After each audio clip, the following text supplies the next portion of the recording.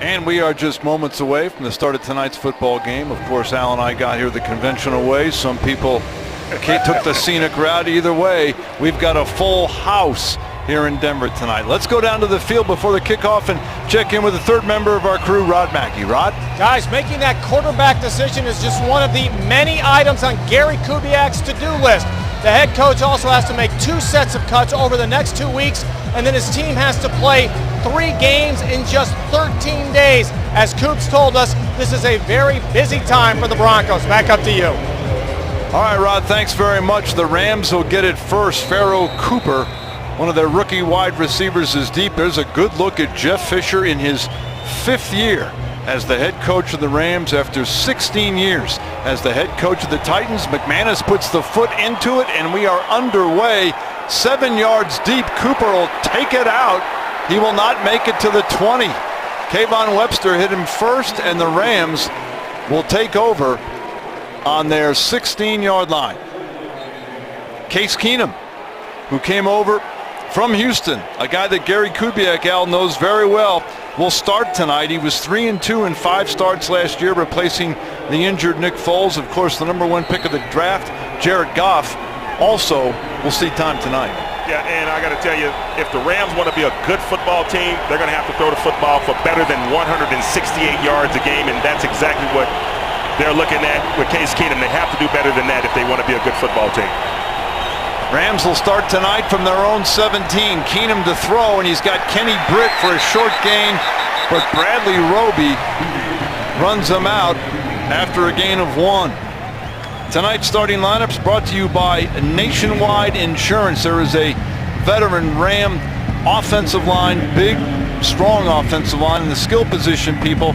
Kenny Britt, Tavon Austin, veteran tight end Lance Kendricks, and Benny Cunningham starting tonight at the running back spot in place of Todd Gurley. Cunningham's got it up the middle, and Todd Davis has him after a short gain. They'll put it out to the 22, and it'll be 3rd down. And here's a look at the Denver defense. Derek Wolfe not playing tonight. He was gone out of camp this week on a family leave, so he's being held out tonight. Adam Gotsis gets the start. The veteran linebackers, DeMarcus Ware, getting closer, but not ready to go yet. And Aqib Talib back tonight for his first preseason appearance. 3rd down and 4 from the Ram 23.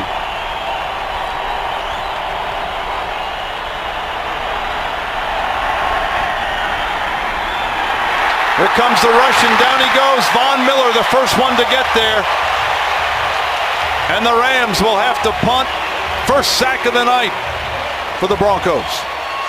Von Miller is a special football player, and as you'll see right here, this looks familiar, almost like it was Super Bowl 50 all over again. And that's how you become a great player in this league, is by winning on 3rd down. And if you can win on 3rd down, you can be a good football team, because that means that your offense is about to go back out on the football field. Johnny Hecker, the 2-time Pro Bowl punter, will kick it to Jordan Norwood, who will return the punts and the kicks tonight. From his 41, Norwood hit, holds on to the ball, and down at the 42. And that is where the Broncos will take over. Chase Reynolds, number 34, on the tackle. Trevor Siemian gets to start tonight. He's a guy who's looked great in the preseason. I know that may come as a surprise to some Bronco fans out there, and maybe to the NFL in general, because Mark Sanchez was believed to be the guy that this team was going to take out there as a starter, but this guy's looked great in training camp. He deserves to be the starter right now. From the 43, Sanders, Thomas, your wide receivers. The handoff to C.J. Anderson. He's thrown for a loss. A loss of 1. Michael Brockers on the tackle. Tonight's starting lineups brought to you by Nationwide Insurance. Michael Schofield in at right guard there.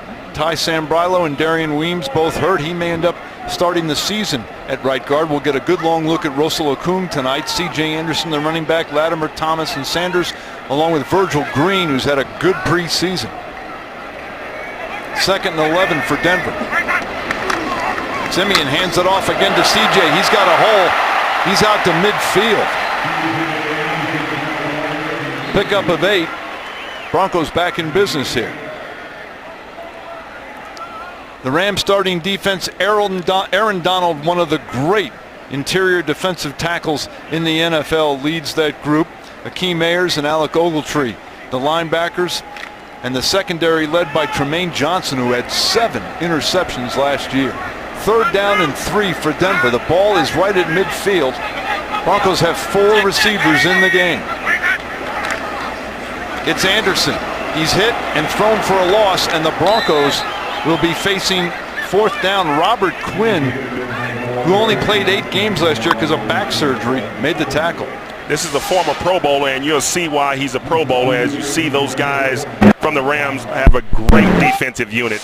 And when you look at this unit, they have 3 first-rounders out of the 4 guys that start their defensive line, and all of the guys up front for them are big, physical, and all of them can play. This is going to be a great task for the Denver Broncos offensive line. There's the rookie, Riley Dixon. Pharaoh Cooper is deep. He calls for the fair catch. His own man runs into him. The ball's loose. And the Rams have it at their own 14-yard line. So each team has had it, and each team has gone 3 and out.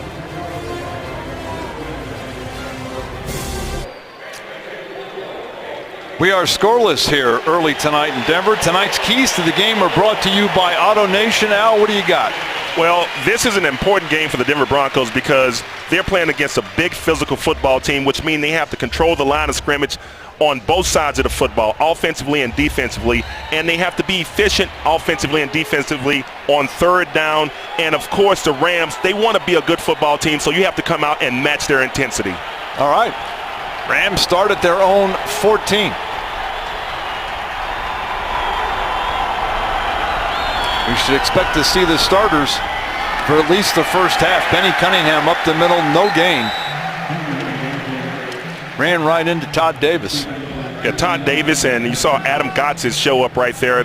This is a huge position for the rookie to step in this starting defense for the Super Bowl champion.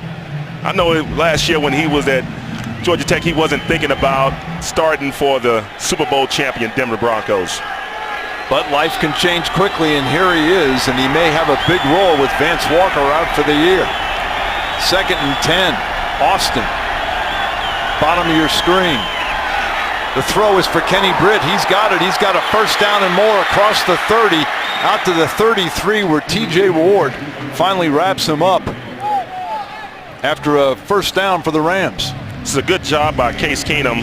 This guy threw for a bunch of yards when he was in college, and he's very good at throwing the football. The only question is, do they trust him to throw the football? And Kenny Britt is a guy who Jeff Fisher knows well, coming over from the Tennessee Titan with him. And you'll see the end zone right here, and Darian Stewart just couldn't get him down. And you saw the sure tackle from T.J. Ward right at the end. 19-yard pickup, 1st and 10 from their own 34. The handoff goes to Cunningham.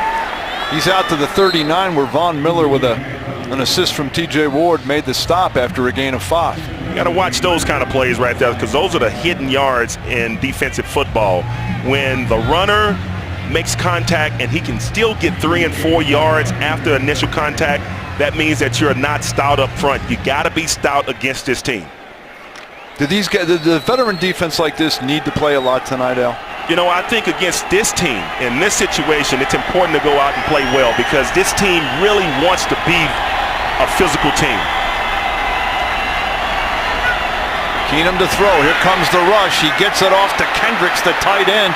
He's got a 1st down in the Bronco territory, where Chris Harris lassos him at the Bronco 45-yard line. So the Rams have a little something going. And you'll see Case Keenum once again. This guy played a lot of football, and he threw the ball all over the field once again when he was a youngster in college. And if you're going to blitz this guy, he's going to know where to go with the football. And you can see he's on time, he's accurate with the football, and the Broncos have to just go and rally to the ball, because that's just the way it's supposed to go in an NFL game. Keenum looks good. 15 yards to Kendricks, a 1st down at the Bronco 46. The handoff to Cunningham goes right up the middle, and he is stopped. Darius Kilgo was the first one to hit him, and then he got help, but he'll be stopped after a gain of a yard. Yeah, you can take a look at this again, and the defensive line for the Denver Broncos are doing exactly what they're supposed to do. And you saw the patience right there from Todd Davis to wait for that play to develop so it could get all the way back to him, and he was there to hug up on the running back and stop him right at the point of attack. Great job from Todd Davis. 2nd and 9 from the 45. Keenum 3 for 3 in the early going. Here comes the rush. Keenum gets it off, and it's nearly picked off. Shaquille Barrett got a hand on it. Kenny Britt was the intended receiver. If you're going to play against Wade Phillips, you're going to know there's going to be a lot of pressure. And of all guys, that's the one guy you want to block. 58 is a monster out there, and you know you have to get a hand on him. Shaquille Barrett almost came up with an interception. Von Miller looks like he's ready to go. Wade Phillips looks like he's ready to go also. 3rd down and 9 from the Denver 45.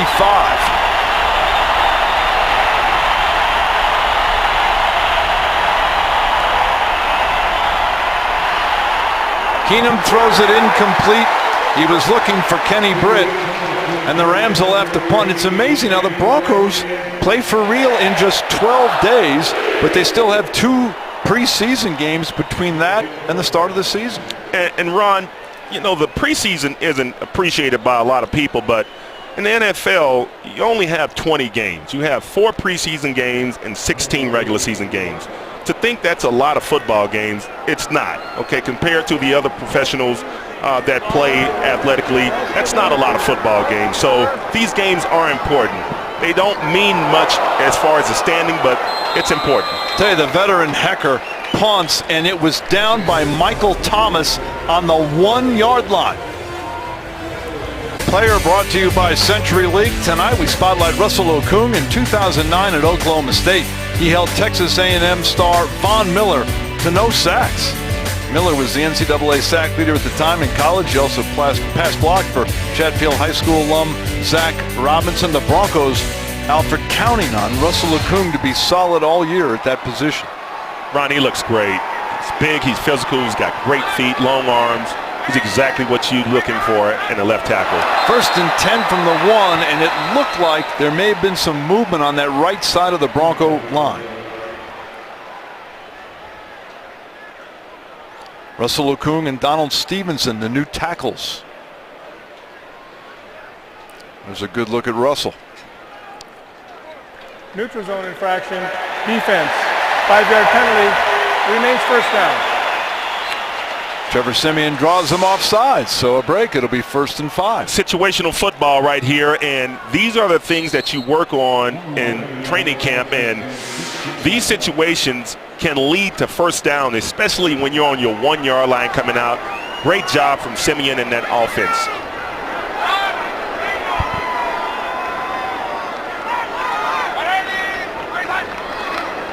Handoff to Anderson. He's across the 10 to the 11. That should be enough for a 1st down. TJ McDonald on the tackle. TJ McDonald is going to be a star in this league. He's a physical safety who doesn't mind sticking his head in there and making a tackle. But he's going to have his hands full if he thinks he's going to match up with C.J. Anderson all day. The guy is 5'8", 220 pounds, Ron. 2nd and less than a yard. It's been a lot of C.J. Anderson so far. Here's C.J. off tackle, trying to get outside, and he can't. He's thrown for a loss.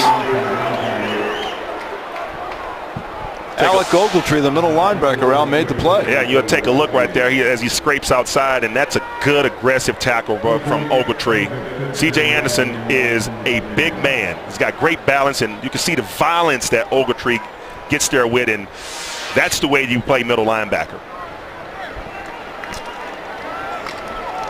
So the Broncos, unlike the first 2 weeks when they were pass happy, have been keeping it on the ground. 3rd and a long 1. Anderson. It's not Anderson, it's Devontae Booker. And he will not get back to the line of scrimmage, and the Broncos will have to punt. One of the keys to the game is, can you handle this Rams defensive line? When you look at Aaron Donald, he reminds you so much of John Randall and what John Randall used to be as a interior defensive lineman. He's a unique character. There's not another guy like him in this league right now.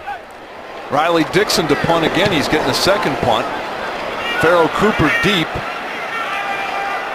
from the 42. And that's it. He goes no further. Shaquille Barrett was there to make the stop. There is a flag down at the Ram 45. So it has been a defensive struggle here in this first quarter.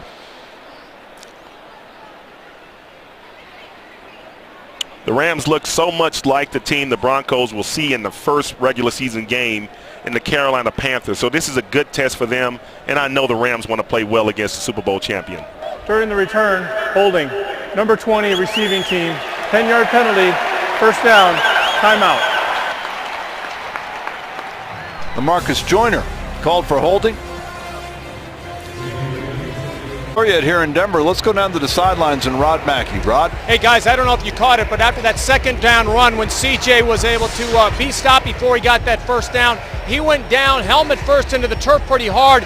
He actually came off the field, then was taken into the locker room. You could see that his ear was bleeding. He's left the field. He has not returned yet. We'll keep you updated. All right, Rod, thanks. Let's hope it's nothing serious, Al, because this is a guy who's primed to have a big year, wants to be the bell cow guy, but's got to stay on the field. Those are the question marks that go with C.J. Anderson. Is he durable enough to handle an entire season? We're going to hope that he's going to be okay. 1st and 10 from the 33. It's Cunningham right up the middle. He's out to the 40. It'll be a pickup of 7. Brandon Marshall and Adam Gotsis, along with Todd Davis, we're all there. That's what's different about the third preseason game, because you get a chance to understand your opponent, you understand their power, you understand how slippery they are. You have more than just one series or 2 series. This is going to be a challenge for the Denver Broncos defensive line. 2nd down and 3. Case Keenum, who may win this job at quarterback. Over the middle, he's got Kendricks for a first down all the way down to the Denver 36. Darian Stewart hit him and knocked him down, but a big first down throw from Case Keenum. He's looked good all preseason. He deserves to be the starter for the Rams right now, even though they have Goff, their #1 overall pick.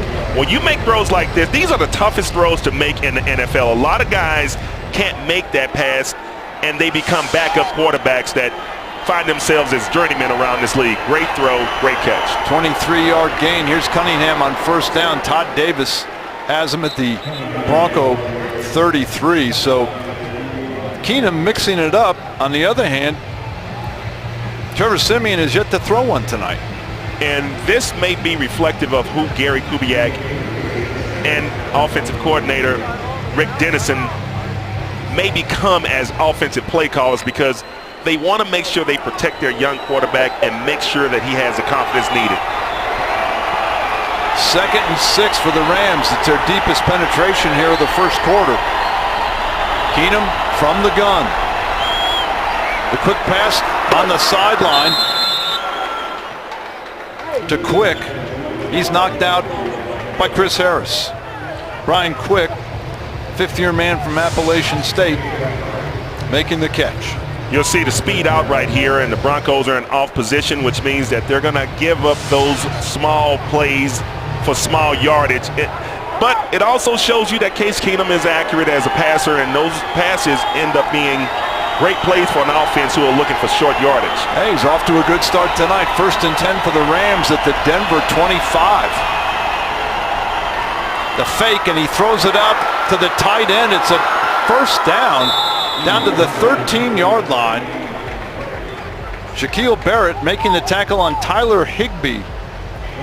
4th-round pick. And you'll see right here the zone read, and then you'll see the old college read option pass. This is something that is very common in the college game, and Case Keenum did it while he was in college, and now he's bringing it to the NFL. It's a wrinkle for teams that blitz in the red zone. Malcolm Brown, 39, now the running back. He's been their leading rusher first 2 weeks. Both of them wins over the Cowboys and Chiefs. He's got the football, and there's nowhere to go. He gets stopped right by the middle of that Bronco defense. Billy Wynn was the first one there. That's a solid play from a defensive tackle. Those guys don't get a lot of credit for a lot of the great things that happen on a defense, but those guys are the reason that defenses become great, because they can stop those plays for 0 to 1 or negative yardage in some cases. There's Henry Melton, 69, the new defensive end. I want to ask you about him as we go. He's in the game for the first time. 2nd and 9. Keenum with time. Puts it to Quick. He's got it. Harris has him wrapped up, but it is close to another first down. Case Keenum getting the ball away, knowing that he's going to be under duress the entire night. One thing that you know about playing against Wade Phillips is that he's going to bring some heat against you. And if you can make completions, what you're trying to do is give your receivers a chance to break that tackle to make something happen. But Chris Harris is a sure tackler. Keenum, a lot of throws tonight, and most of them right on target. 3rd and 6 for Denver. Keenum, here comes the rush, and it's incomplete. He was looking for Malcolm Brown. Brandon Marshall was on the coverage, and the Rams will go for a field goal. I wonder, as a quarterback, do you feel more pressure when it's only a 4-man pressure, because you know that there's still going to be quick pressure and you have to get rid of the football, but you know that the Broncos are in coverage or in man. And if that's the case, they have great coverage skills, but they also have the ability to rush the passer. That's a tough problem for a quarterback to have. There's Greg Zuerlein, the veteran kicker on for the Rams. He of the big leg. This will be a 29-yard attempt. And he's got it through there, and the Rams strike first. 3-0, Los Angeles.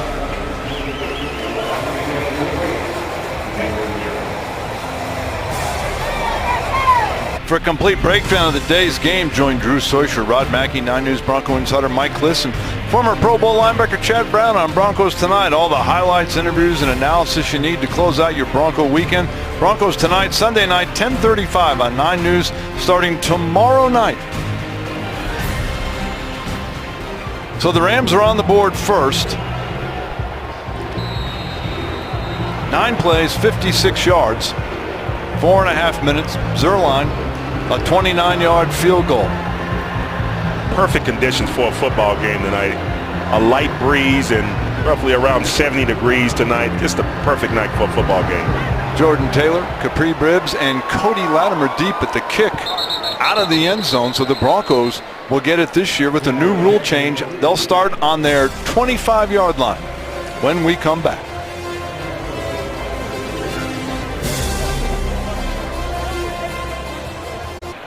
Ron Zappolo and Alfred Williams back here in Denver. The Rams out in front 3-0. Al, the Broncos have had it a couple of times. They have not yet attempted a pass. It's been 11 runs.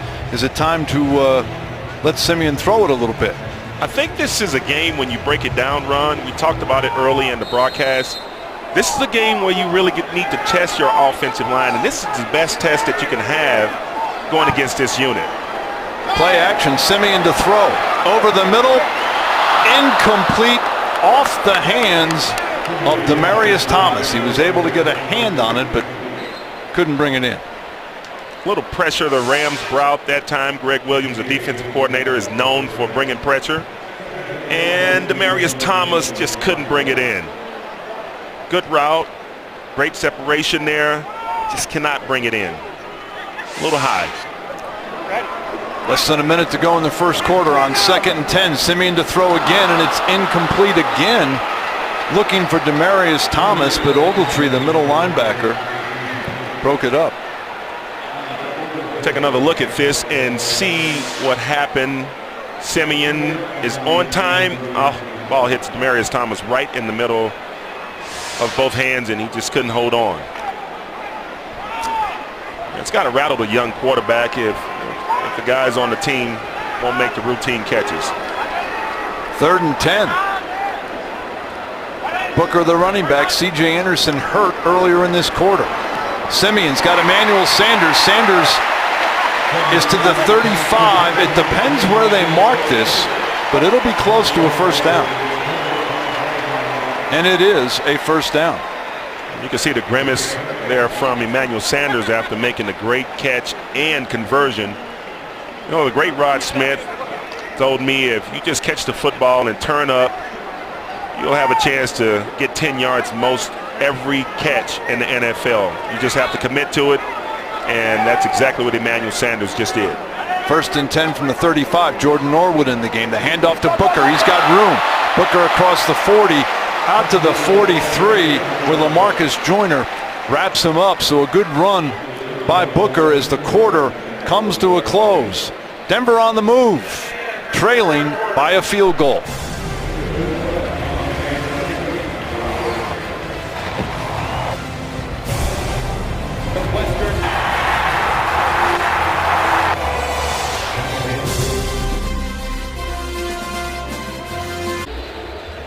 Second quarter underway. Rams out in front 3-0 for the latest on C.J. Anderson. Let's go down to Rod Mackey. Rod? Yeah, Ron, good news. He is back on the bench, helmet on. They patched him up. It's just a minor flesh wound. He can go back out and play if he wants. He's hockey tough. Back to you. Hockey tough. 2nd down and 3 as we start action here in the second quarter. Booker still the running back. Semien to throw. Down the sidelines looking for Thomas, but it's out of bounds. Thomas came up with it, but he was out. Tremaine Johnson was there on the coverage. You need those kind of throws to loosen up this defense. If they're going to play you man-to-man, you have to try at least 2 or 3 of these every half just to give your guys a chance. And right there, the ball was slightly overthrown towards the sideline. Demaryius Thomas tries to make the circus catch, but makes the catch out of bounds. 3rd and 3. Broncos 1 for 3 on 3rd down tonight. C.J. Anderson back in the game. Semien throws, and I believe they will mark it just short of a 1st down. Demaryius Thomas came up with it.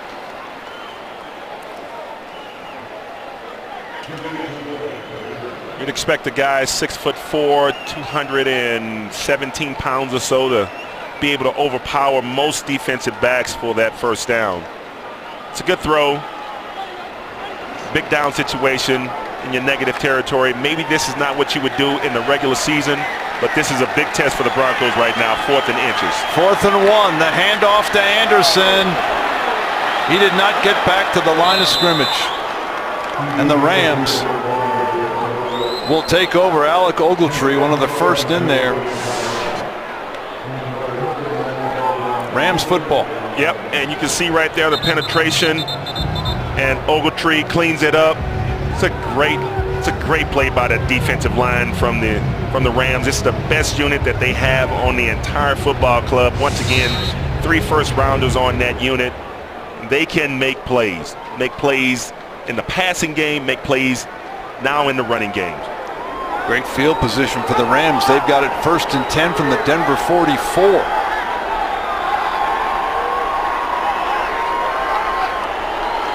Here's the handoff to Brown. He gets a couple before Brandon Marshall takes him down. It'll be 2nd and 8. The Rams, it's early, Al, but the Rams look like a very solid football team on both sides of the ball. If Case Keenum plays well for this football club, Ron, I think that this team has a chance to be an 11-win football team. You got to remember that this team beat the Seattle Seahawks twice last year, and the Seahawks are a really good football team.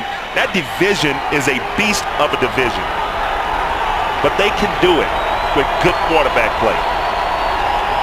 Keenum looks good so far. 2nd down and 8. He steps up, beats the rush. He'll run, and he's out of bounds, and he takes a hit from Aqib Talib, and that'll be 15 more. A late hit on Talib. That's not what you want to see in a preseason game. But what happened here is Case Keenum beats the rush, steps up, does what he's supposed to do, but he slows down right here, and that led Talib to try and stop any progress. He's still in bounds. 21 defense. 15 on his way yards out. will be added to the end of the play. Automatic. 1st down. No, I mean, he was not out of bounds on the play. He was going out of bounds, and you may say that's unnecessary, but when you play defense, you're taught to stop all forward progress. You take a look at it, not out of bounds. If that's a running back, do you call that an unsportsmanlike Maybe penalty? not, but it's a quarterback. And But he became a runner. True, but it's one of those debatable plays. It's on the edge. 1st and 10 at the Denver 23. Brown up the middle. Running hard for about 5. Todd Davis making the stop. Do you think Aqib Talib's reputation gets him sometimes? Maybe, but in that situation, that's a. Now, what do you do if you're a defensive player? Are you not supposed to stop all forward progress, or are you supposed to just usher him out of bounds? I mean, the bottom line for guys who play defense is that they want to be aggressive, but you don't want a 15-yard penalty. The guy is an all-pro guy who makes a lot of plays, but maybe his reputation does catch up with him. 2nd down and 6. Rams threatening. Keenum throws, it's incomplete. Kayvon Webster nearly picked it off. He was looking for Tavon Austin. Kayvon Webster has had a terrific camp. Yes, he's a guy who the Broncos thought would be a great player for him last year, but then you had Roby step up and make a lot of fantastic plays for him. I mean, this play right here just shows you how deep the Denver Broncos are in their secondary. Kayvon is a guy that they may depend on in critical moments during the football season for the Broncos. 3rd down and 6.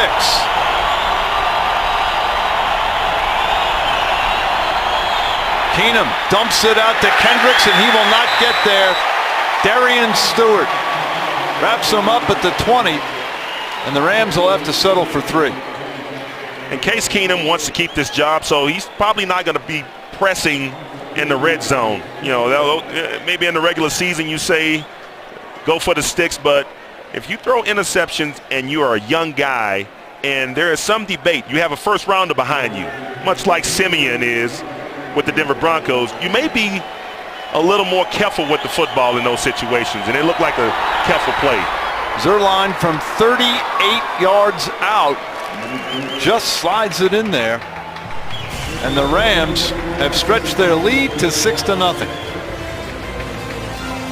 Join the Broncos at the Jazz Aspen Snowmass Experiences this Labor Day weekend in Snowmass. Enjoy great music from Stevie Wonder, The Killers, Duran Duran, and more, plus a special afternoon with Bronco alumni Jake Plummer, Brandon Stokely, Mark Jackson, and Carl Mecklenburg.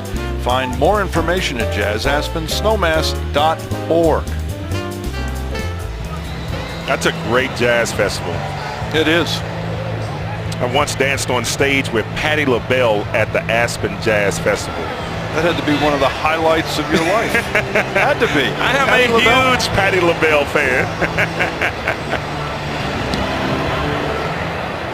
The kick by Zerline goes out of the end zone, so the Broncos will take over on the 25. So far, it's kind of tough to assess what Simeon has done because we've seen a couple of passes, but other than that, just seen him hand off. He's done some good things in his preseason.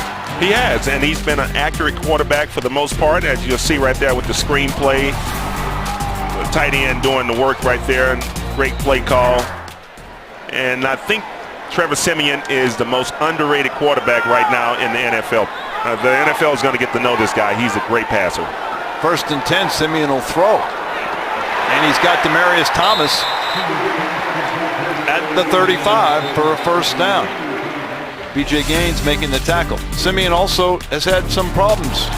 Made a bad decision right there, and his only real bad decision this whole preseason. He threw in the quarters right there.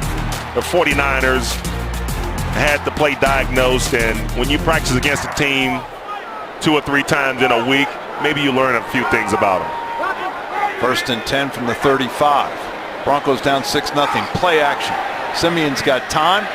He's got Emmanuel Sanders into Ram territory at the 47. Tremaine Johnson ran him out. That's a first down for Denver. And this is what I really love about the Denver Broncos offense, because if you're going to play them man-to-man, you're going to have your hands full because Emmanuel Sanders is so slippery. Look at the separation there in the screen. That is a 10-yard separation on an out route. That means that Sanders is doing what he's supposed to do, and Simeon is delivering. C.J. Anderson, the running back, he's got it. He's got room. He's down to the 41. It's a gain of almost 8 yards. Cody Davis, the free safety, made the stop. That's a good job right there. Schofield getting up to that next level. And when you can get up to the next level, you can make good things happen for your running backs. And Schofield did a wonderful job there, zoning up to that second level. Good job. Broncos have to make some cuts. They have to be down by the 75 on Tuesday. You wonder, maybe some players tonight playing for their NFL lives. Simeon down the sidelines. Incomplete. Or are they calling that an interception? They are. They are going to give it to the Rams. Cody Davis came up with it, and the Rams have it. And as you'll see right here, Simeon is giving his receiver Cody Latimer a chance. Went up for it. Ruling on the field as the ball was intercepted. That player got up and advanced a couple yards. First down. Al, it looks like the ball hit the ground. I love these replays in the NFL. We'll take a look at it when we come back from the break.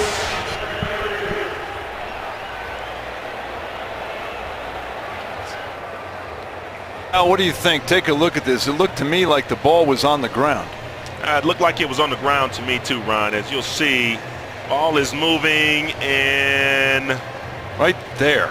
Right there. That's the football that's right there, and I think they're going to overturn this call.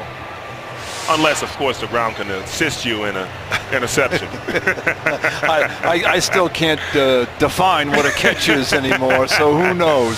The most important thing right now for the referees in this situation is to make sure they know where the original down marker is. Here we go. After review, the ruling on the field stands. First down, Los Angeles. Oh, wow. Shows you what we know. Los Angeles will take over on their own 4-yard line. I think that's one of the problems the NFL has, is that, you know, millions of people watching at home can't figure out if it's a catch or not. Yeah, and this also goes to the quarterback and wide receiver. And, you know, when you're the quarterback of the team, you have to trust your receivers in that situation to win out jump balls and all one-on-ones that happen 40 yards down the field. Jared Goff now in at quarterback for the Rams, the #1 overall pick. Takes over on his 4-yard line. He hands off to Brown. He gets maybe a yard. So Jared Goff, after a very impressive quarter and about a half of Case Keenum, Goff takes over. The first pick of the entire draft, 3 years as starter at Cal, sent a bunch of records. And there's his numbers on the preseason. He's going to get a test tonight from this Denver Bronco defense.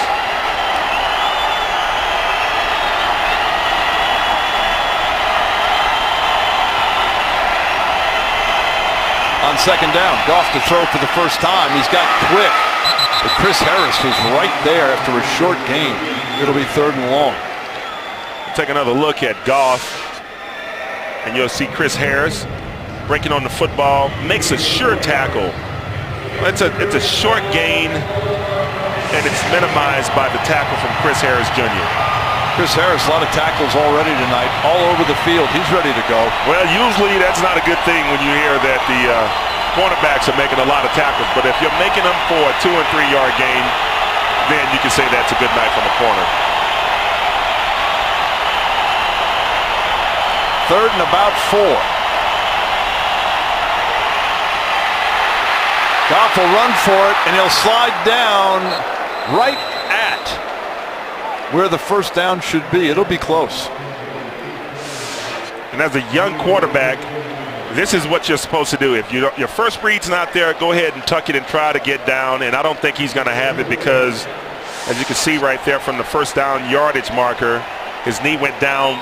And you don't get forward progress when that knee goes down. You get the spot of where the ball actually is. So Goff sliding down short of the first down. Hecker to punt.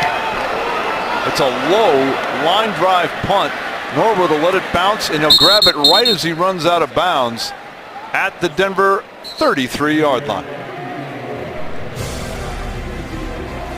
Tonight's trivia question brought to you by Longmont United Hospital. With tonight's game against the Rams, we're asking, the Rams were the first NFL team to put a logo on their helmet in 1948.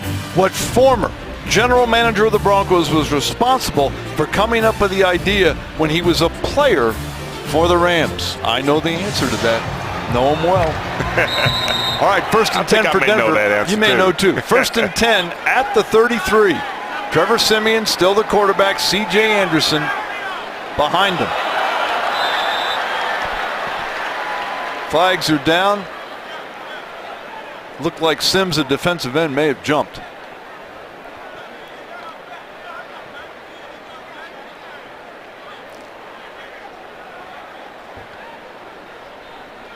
False start. Number 73, offense. 5-yard penalty.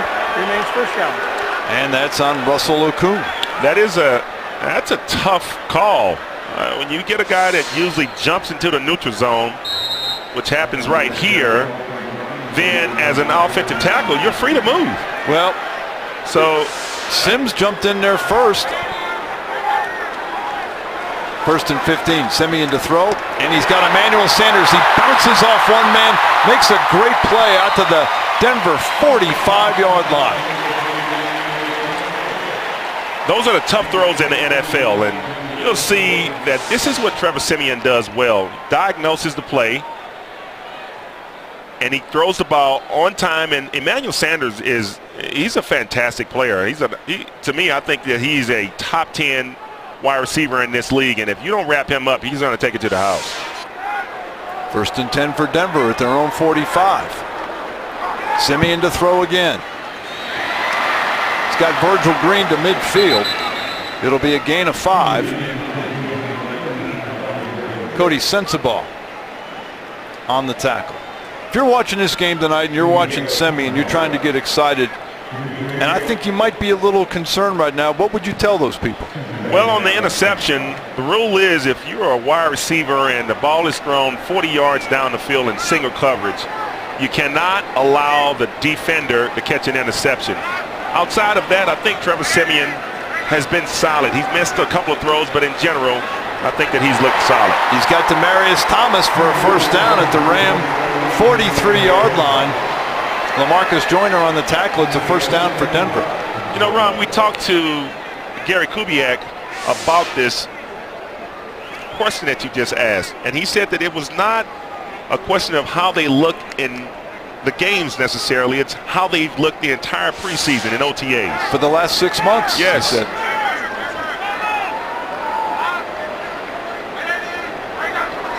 Siemian now starting to throw it, and that's incomplete. Joyner knocked it away from Sanders, but flags on the field. That'll be an interference call on the Rams. And the Broncos will get an automatic first down.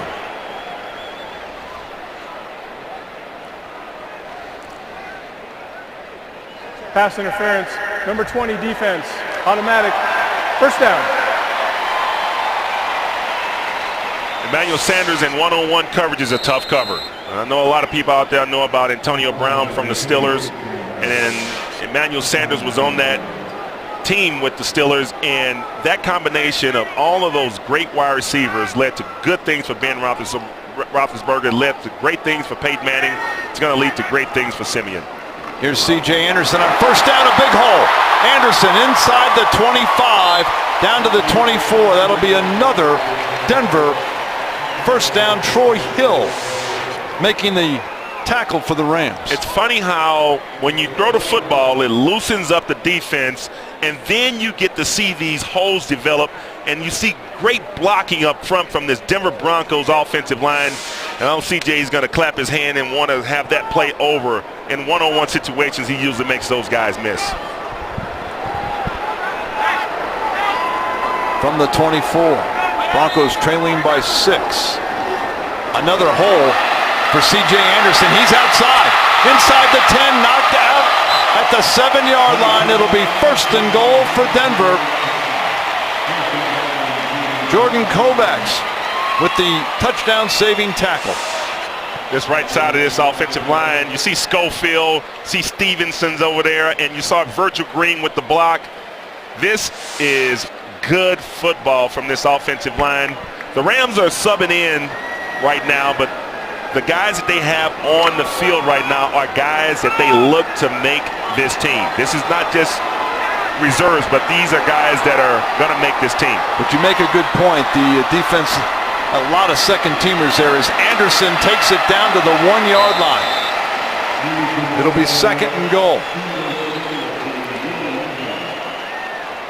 Once again, this Denver Bronco offensive line, they want to go into the game against the Carolina Panthers, Thursday Night Football, with some confidence. And right there, Ron, you saw flashing into the screen was Janovich, number 32, a fullback for the Denver Broncos. That's right. A position that they did not have last year. 2nd and goal. Booker in the game. Play action. Simeon's got it over the middle. Touchdown, Victor Green.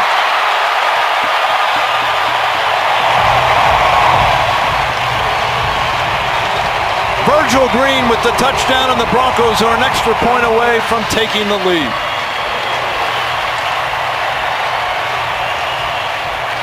Good play action pass right here from Simeon, as you'll see the cross motion, but you'll also see the high-low situation that you put the linebacker in, and Virgil Green is wide open because the linebacker only sees what's in front of him and way to throw the ball to a guy that's behind him.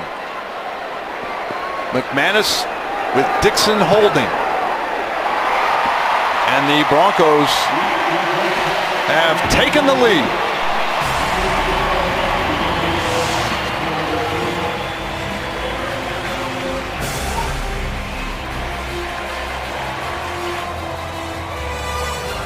Trivia question tonight. Which former GM of the Broncos came up with the idea of a logo for the helmet? The answer, running back Fred Gerke, who was an art major at Utah, came up with the Rams horn design. He hand-painted all the leather helmets prior to the 48 season. Starting halfback at the time, he would take the helmets home, retouch them.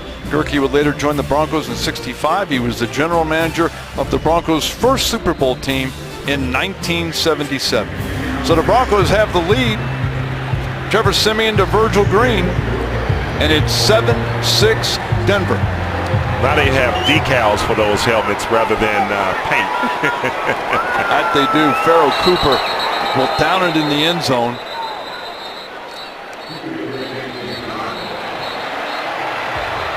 And we've got a little pushing and shoving down there on the goal line.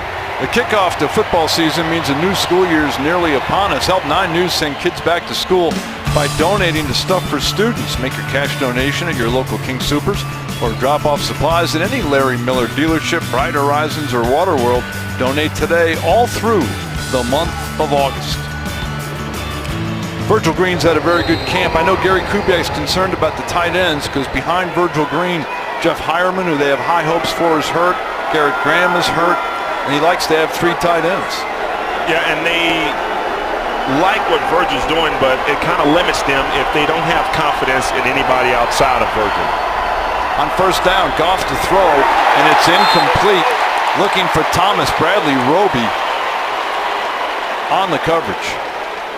Our former first-round draft pick from a couple of years ago, and you'll see Von Miller with the quick pressure, and the Broncos are synonymous with playing great defense, but I think they play great defense because they play with such an attitude and such an edge from their secondary. And I know this is unusual because you're looking for the big guys to set the tone.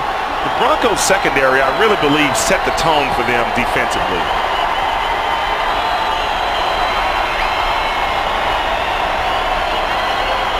Goff to throw again. He's got Thomas this time. And TJ Ward wraps him up, but not after he gets a first down out to the Ram 39-yard line. That's a good throw from Jared Goff. You want to see why the Rams took him in the first round? Good read. Takes his eyes back over to the receiver who is making the comeback, and that's the way it's supposed to be done in this league. And Thomas had a great route, and that ended up being a nice reception for Goff. Thomas, a rookie from southern Mississippi. First and 10 from the 39, 3:17 to go in the first half. Here's the handoff to Brown, running hard across the 45 up to the 46. Brown, their leading rusher the first two games, has looked good here tonight. And just talking to Marshall Faulk before the game about the Rams and who they have at this position of running back, he seems to really love this group from the Rams. The throw is incomplete. Goff was looking for Higbee.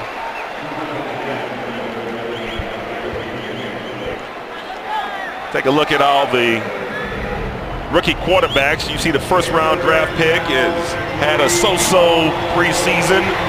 You see Carson Wentz not so hot. Paxton Lynch hasn't had a lot. But then you look down here and you see this guy, Dak Prescott, who will be pressed into service now that Tony Romo has been injured. He's had a great preseason. Tony Romo, a fractured vertebrae the other night. He's out 6 to 10 weeks. Dak Prescott is your starting quarterback in Dallas. Goff steps up, fires it over the middle, and a great catch by Cooper, the rookie, at the Denver 35-yard line. One hand and he brought it down. Take another look at this one. What a great catch that was. Great coverage from the Broncos. Oh, what a great throw that was. Cooper goes up to get it. Goff puts it up in the air over Chris Harris. He has a hand on it. But Cooper comes down with the great catch. First and 10. Brown goes up the middle. Inside the 30. Brown running hard every attempt that he gets. We are at the 2-minute warning. The Rams are on the move.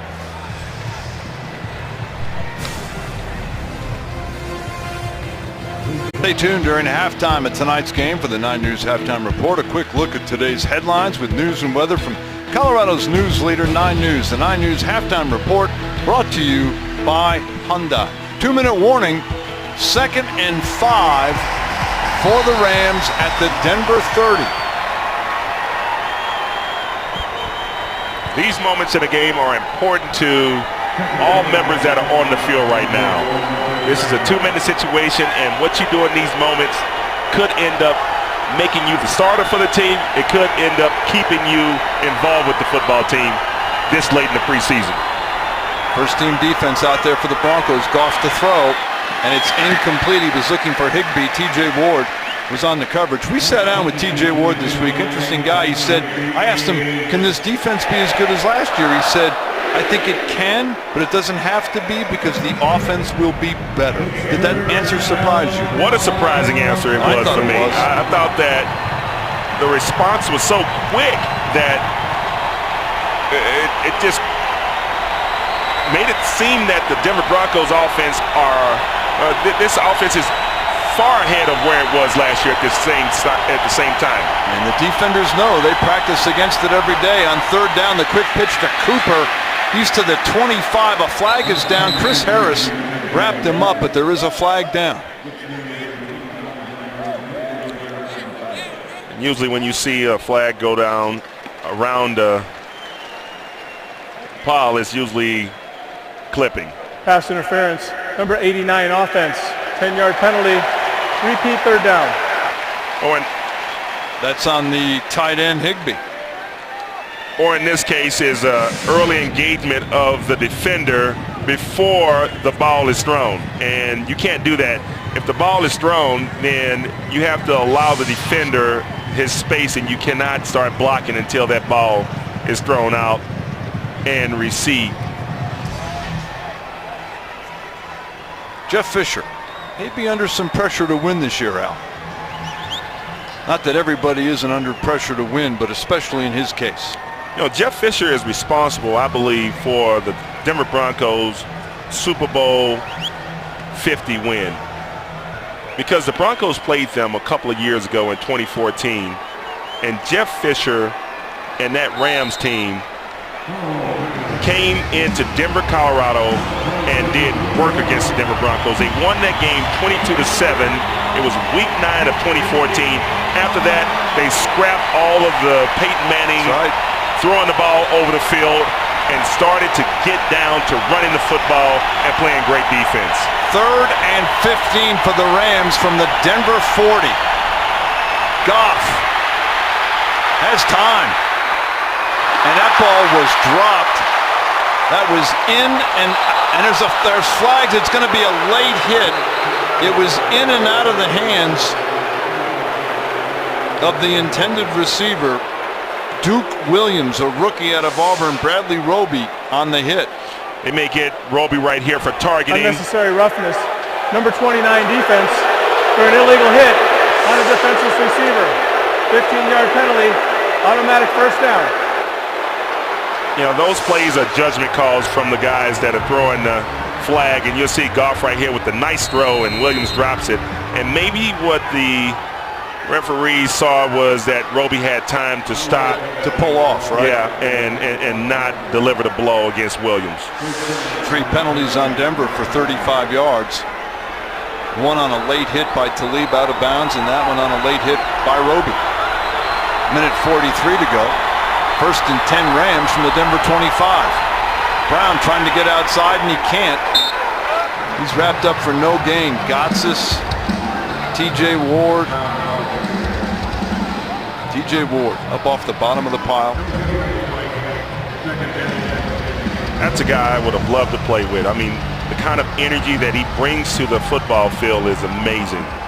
You just sit down and talk with this guy, and you just know that he's built differently than most guys who play that position. He is truly an all-pro caliber safety that brings it every single week in this league. 2nd down and 10, clock moving. Goff, and it's dropped by Darian Stewart. He had it in his hands and could not hold on. And you'll see Stewart here baits Goff into throwing this football, and it was a little behind his tight end right there, and it should have been an interception for Stewart. And maybe he was thinking about his end zone dance rather than pulling the ball in and catching it. That's a touchdown if he hangs on. Darian Stewart, what a great year he had last year for the Super Bowl winning Denver Broncos. 3rd down and 10. Ball at the Broncos 25. The crowd's alive. And the Rams call a timeout. Timeout, Los Angeles. A 30-second timeout. So Darian Stewart, well, you are right on, had a great year. Had a chance there to turn this game around. Seems like last year that was a play that the defense made all the time. Yes, and it was something that the Denver Broncos were fantastic with last year, and that's creating the turnover for the Denver Broncos offensive club, because when it's not working for you offensively, you may need a shot in the arm. And the Denver Broncos defense was the best doctor in the building last year for delivering the kind of medicine and offense that struggling needs, and that's easy points and good field position. 3rd and 10, a minute to go in the first half. The Rams from the Denver 25. And this one is whistled dead. Flag down at the line of scrimmage. False start, number 71, offense.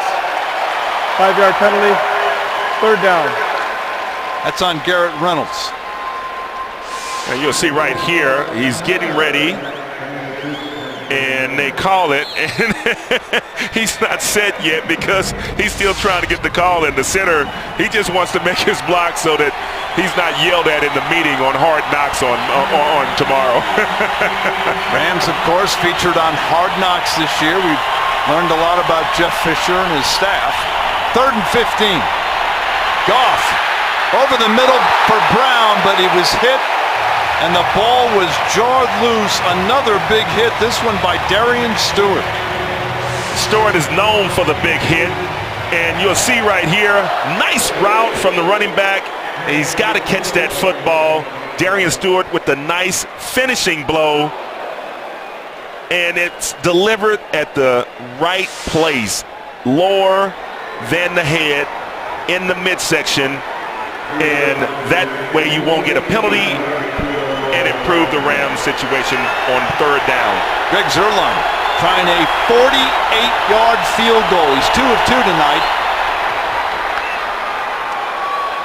And that one is good.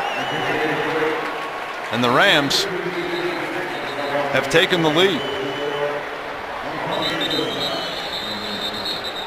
I'll tell you what, the Rams will look at this game totally different than the Broncos will.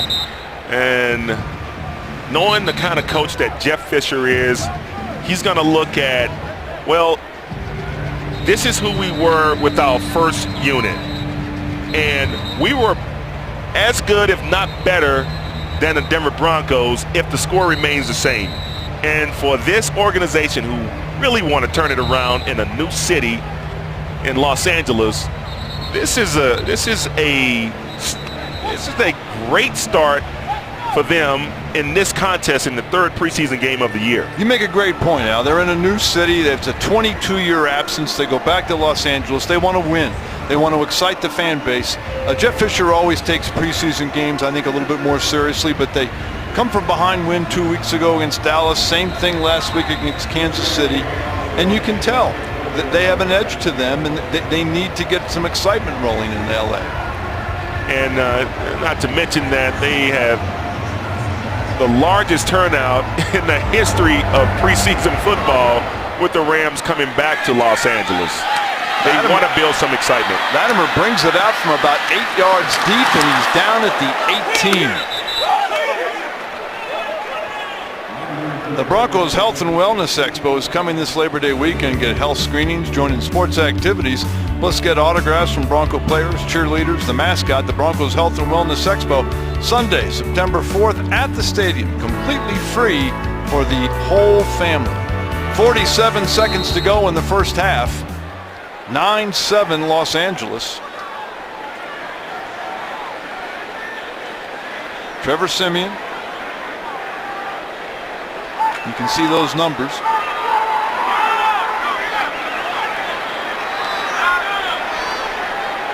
Last drive was a good one. Broncos want to try to get something before the half. He was looking for Demaryius Thomas. Hill was out there on the coverage, and it's incomplete. He missed that throw, and you can see right there, maybe he had a few words with a former teammate or with the defender who who may have got a hand on that football. Second down and 10, 43 seconds to go in the half. He's got Virgil Green. Virgil's across the 25 to the 27. A real need to hurry up right here, since your tight end did get out of bounds. 3rd and 1.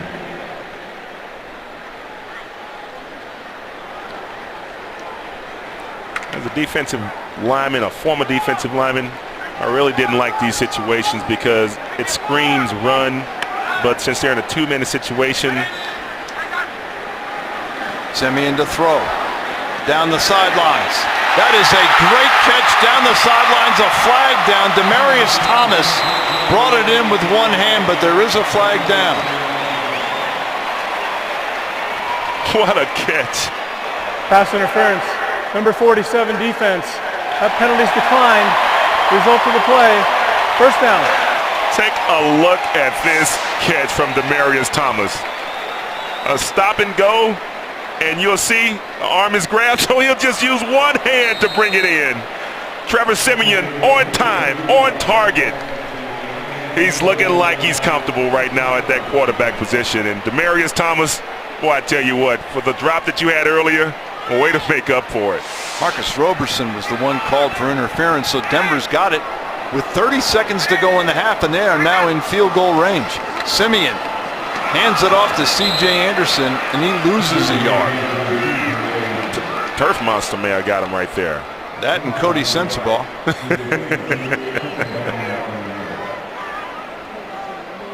The Broncos called a timeout to regroup and get everybody comfortable and try to put themselves in a position where they can at least get 3 points. Situational football is worked on every single day at training camp for every single team in preseason.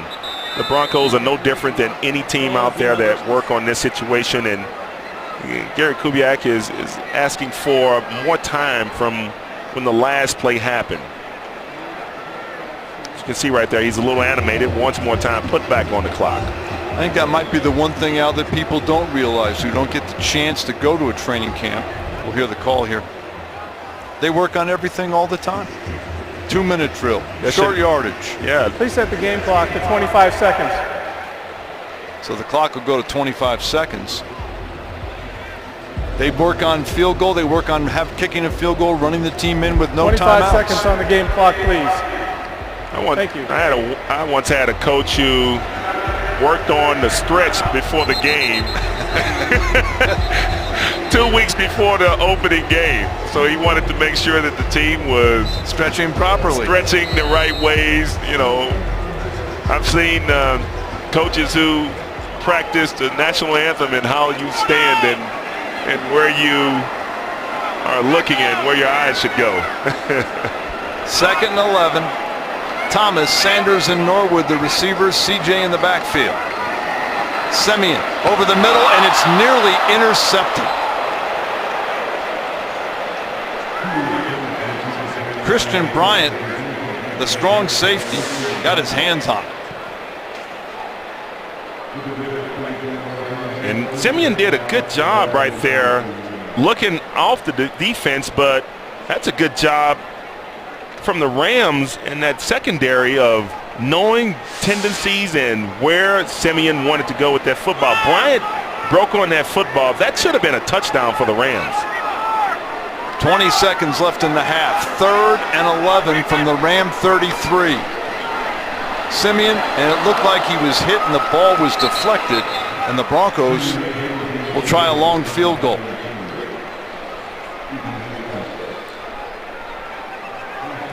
Take another look here at this.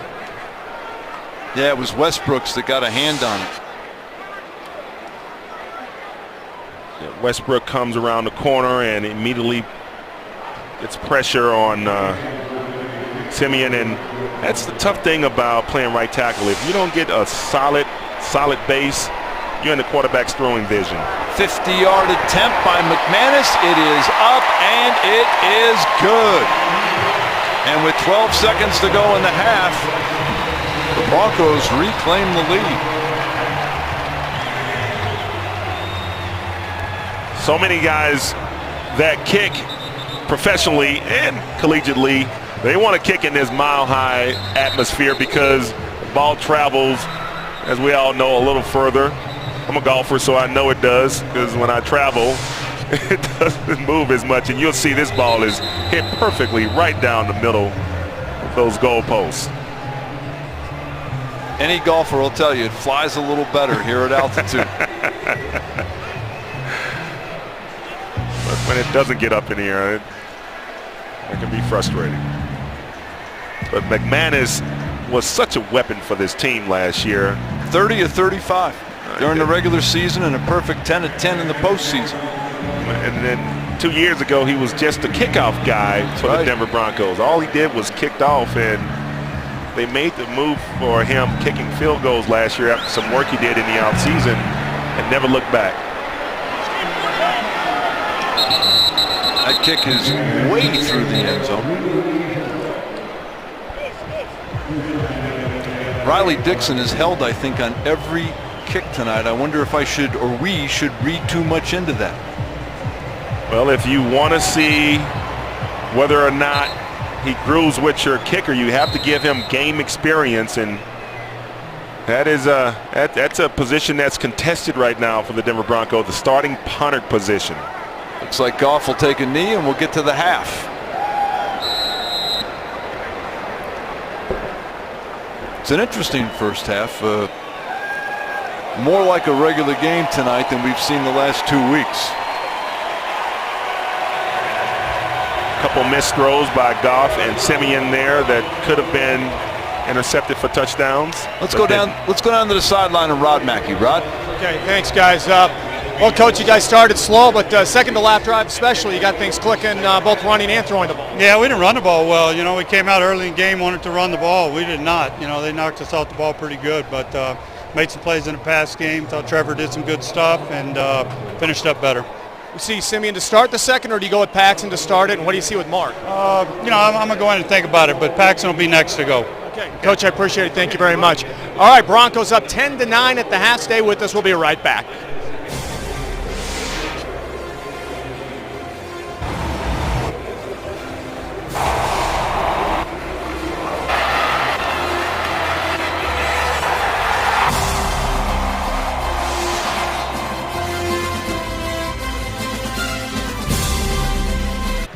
Ron Zapolo and Alfred Williams back in Denver. The Broncos out in front at the half, 10-9.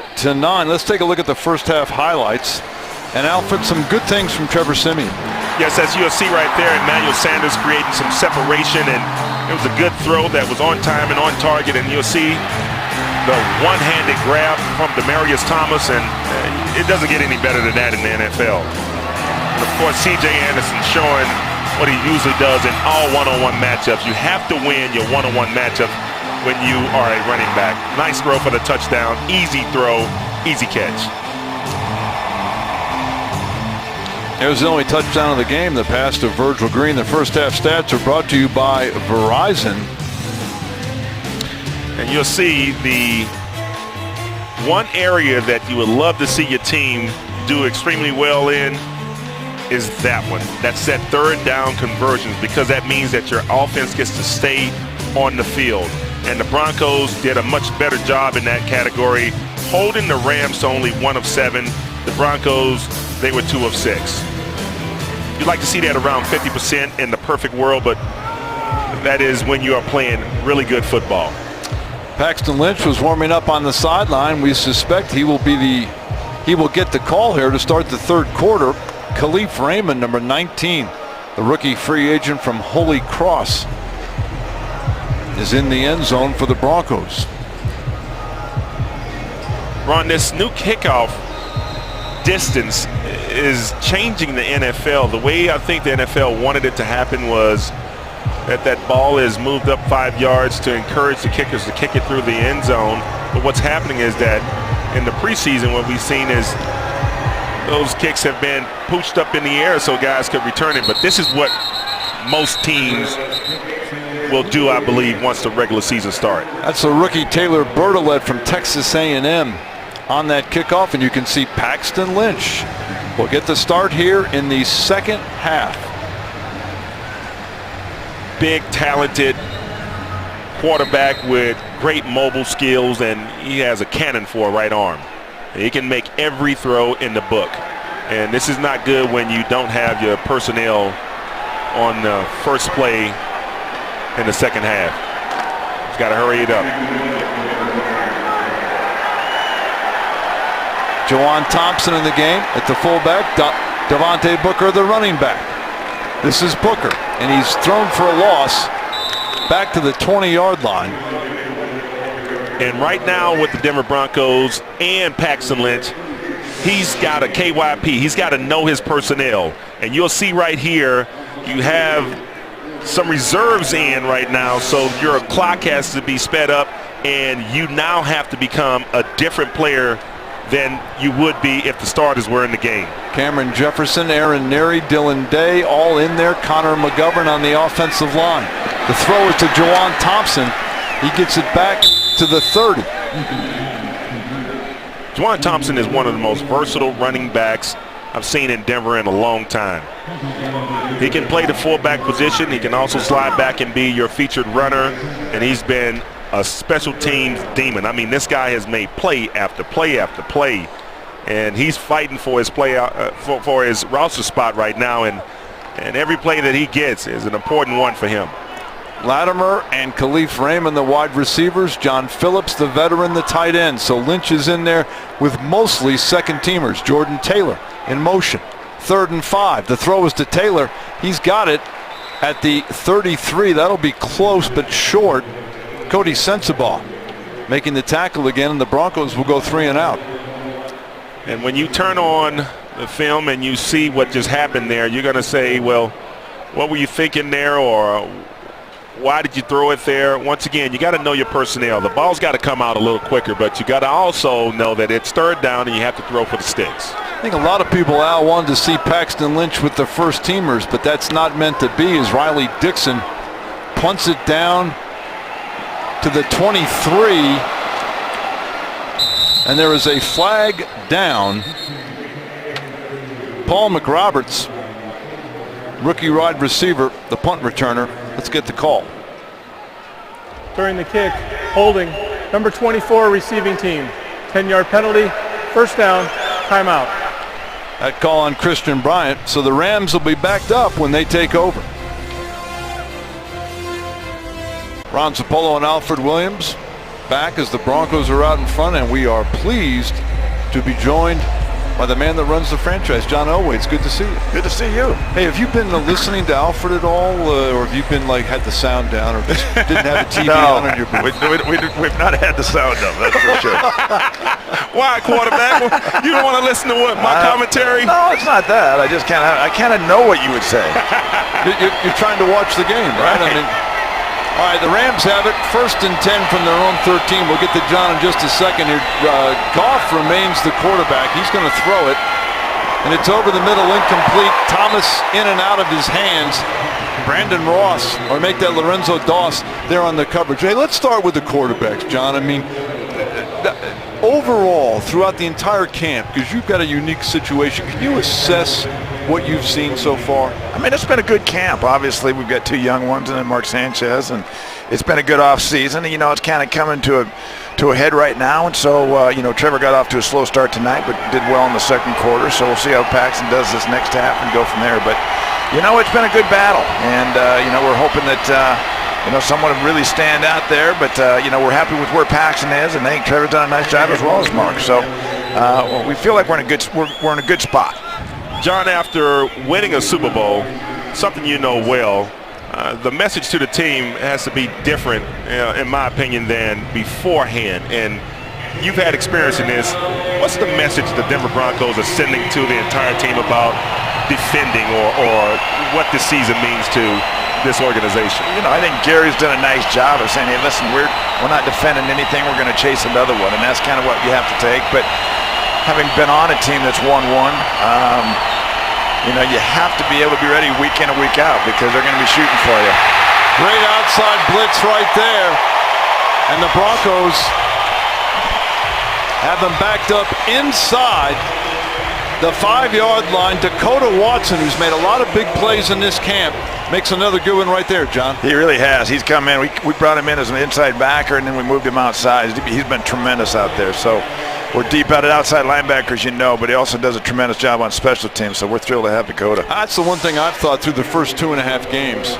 The depth of your team is incredible, especially on the defensive side of the ball. You're going to be having to let go people that can play in the NFL. Yeah, and that's always a good problem to have. You know, and you hope these kids get another chance somewhere else because obviously, like you said, we are deep, but, you know, we're fortunate to have that. We still don't want any injuries, but we're fortunate to have that depth. We got to take a break. Can you hang around for a couple more minutes? You bet. All right, we'll be back. Cody Latimer looked like somebody rolled up on him on that punt return. He came off with a little help from Steve Antonopoulos, but I know you hold your breath anytime you ever see any injury during the preseason. You really do, and so we've been fortunate, knock on wood, we've been fortunate so far, this one other than Vance, our defensive lineman. Devontae Booker in the game, 1st and 10 from the Ram 41. Booker's got it. Goes up the middle. That's the one thing, John, your draft picks. I mean, every one of them has a chance to make it and compete. Yeah, we did. You know, it fell real well for us, and everybody's really played well. And you know, starting with Paxton all the way down to Dixon, the punter. So we're real excited about the draft, and they're going to come in. Like you said, a lot of them are going to help us and play this year. With the loss of Peyton Manning, it's got to be a huge void for this team, not only leadership-wise, but a Hall of Fame quarterback leaving a team. I remember what that felt like. That wasn't a pleasant feeling. Yeah, I mean, it's always difficult. You don't ever replace a guy like that. You know, you just try to do your best and have some leadership. And, you know, I think we're able to do that. The young guys, you know, with Paxton and Simeon, the young guys are getting better in leadership. And then, you know, Russell Okung is really... Number 72 offense, 10-yard penalty, Remains second down. It's a holding on Denver. When it comes to Paxton, I know Gary raves about him. He always says he's coming hard every day. Do you see the same thing? Yeah, you know, and he gets better every day. As you can see, he's got all the tools. He's got the size. He's got the athleticism, and he's just getting more and more comfortable every day. And so we're thrilled to have him. We think that you know, his ceiling is very, very high. The team likes him. I mean, likes him. That's a good thing. Yeah, teammates like him. His teammates like him. He fits in real well, and so he's got all the positives you need. That call was on Aaron Neary, setting him back. Lynch sets up the screen to Booker. He's got it. He's got room. Inside the 40, inside the 35, down to the 33. That's close to a first down. Pretty screen pass there.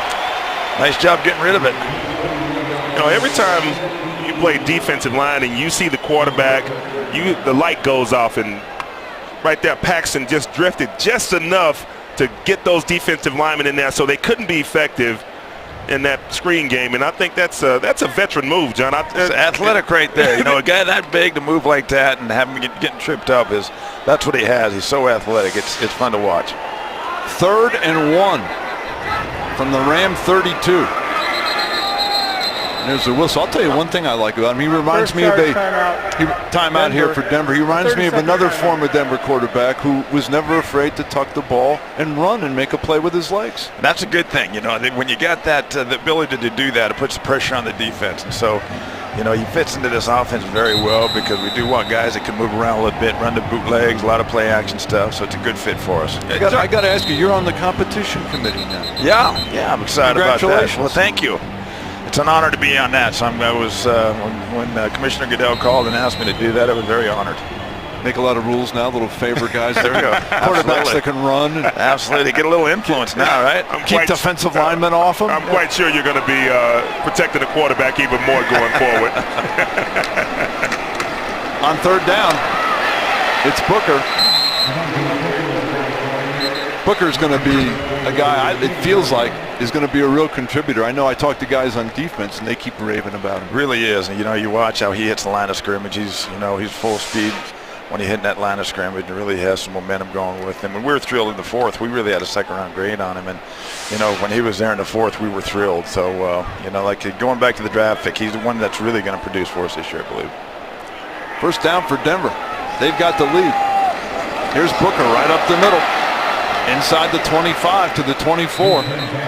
John, I want to ask you about something you said earlier on something as simple as a screenplay. That's an athletic move for a quarterback to evade the rushers and throw that football.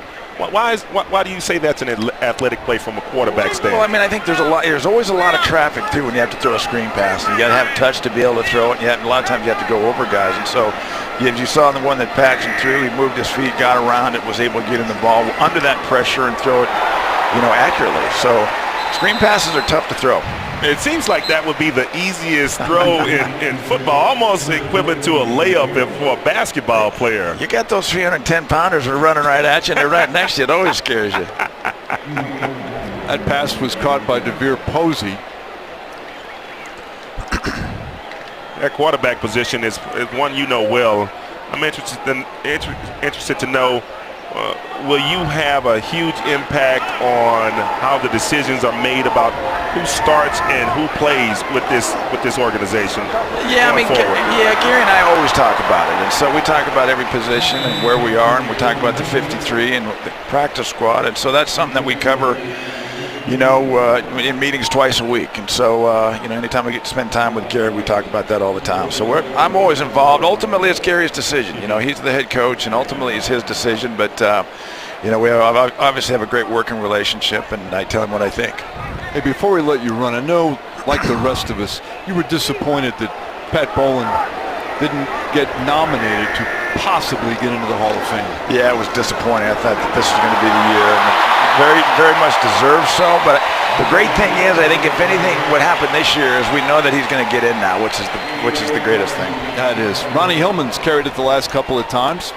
Ronnie Hillman's in a battle to make this roster, I would think. A lot of battle, yeah. Ronnie's in one with Capri Bibbs, who's come on and done a nice job, and so great competition like that makes everybody better. As much as you enjoyed winning it back-to-back as the quarterback of the World Champions, would it be just as special for you as the architect to win back-to-back? Sure. It's different, though. I should have answered that one, Ron. No, but he told me once, I asked him that question once, and John said to me, no matter how much fun it is to do this, when you're not a player, you're not a player, and it's different. Yeah, it is different. I think I enjoy being involved in it, enjoy being, having the input and being able to make the decisions that you have to make. And so, as a GM, it's a different feeling. It's not the feeling of accomplishment, but it's a feeling of satisfaction, the fact you're able to put the pieces together, put the coaches in the right place, right players, and let them go do it and give them the best opportunity to be the best they can and win championships.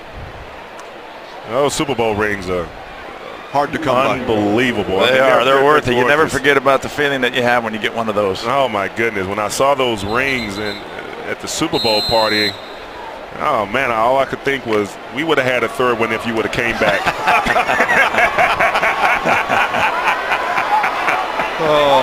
Not that I was upset about it or anything. I'm never letting you live that down. I know it. You haven't.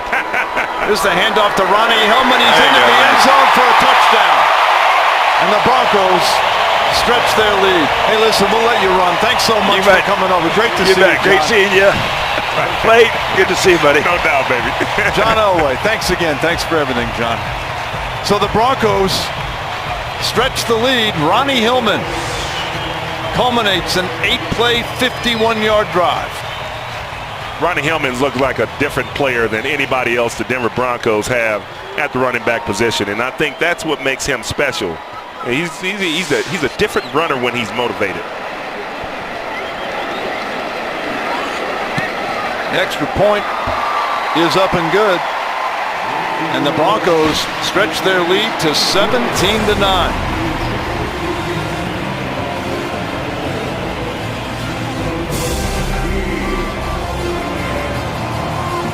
Bronco Flashback brought to you by Geico. Last time the Broncos and the Rams met in Denver back in November 27th, 1988. Despite giving up 484 total net yards to the Rams, John Elway led the Broncos with 3 touchdown passes as they built a 35-10 lead and go on to a 35-24 victory.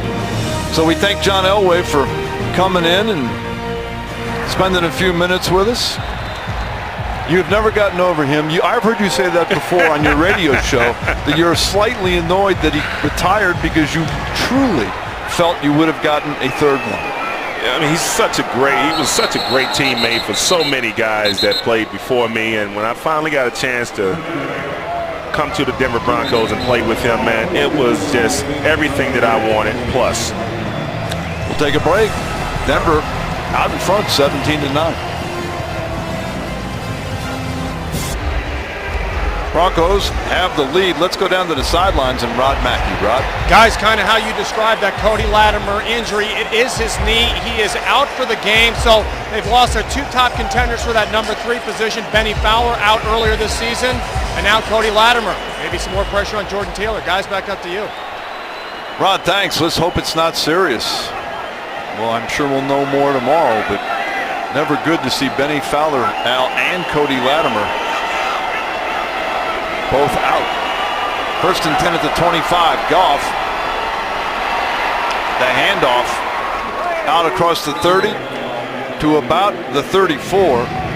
Goes Aaron Green, the rookie from TCU. Zaire Anderson in the game made the tackle. Zaire Anderson's had a very good camp. Yeah, that was a nice hustle play by Zaire Anderson.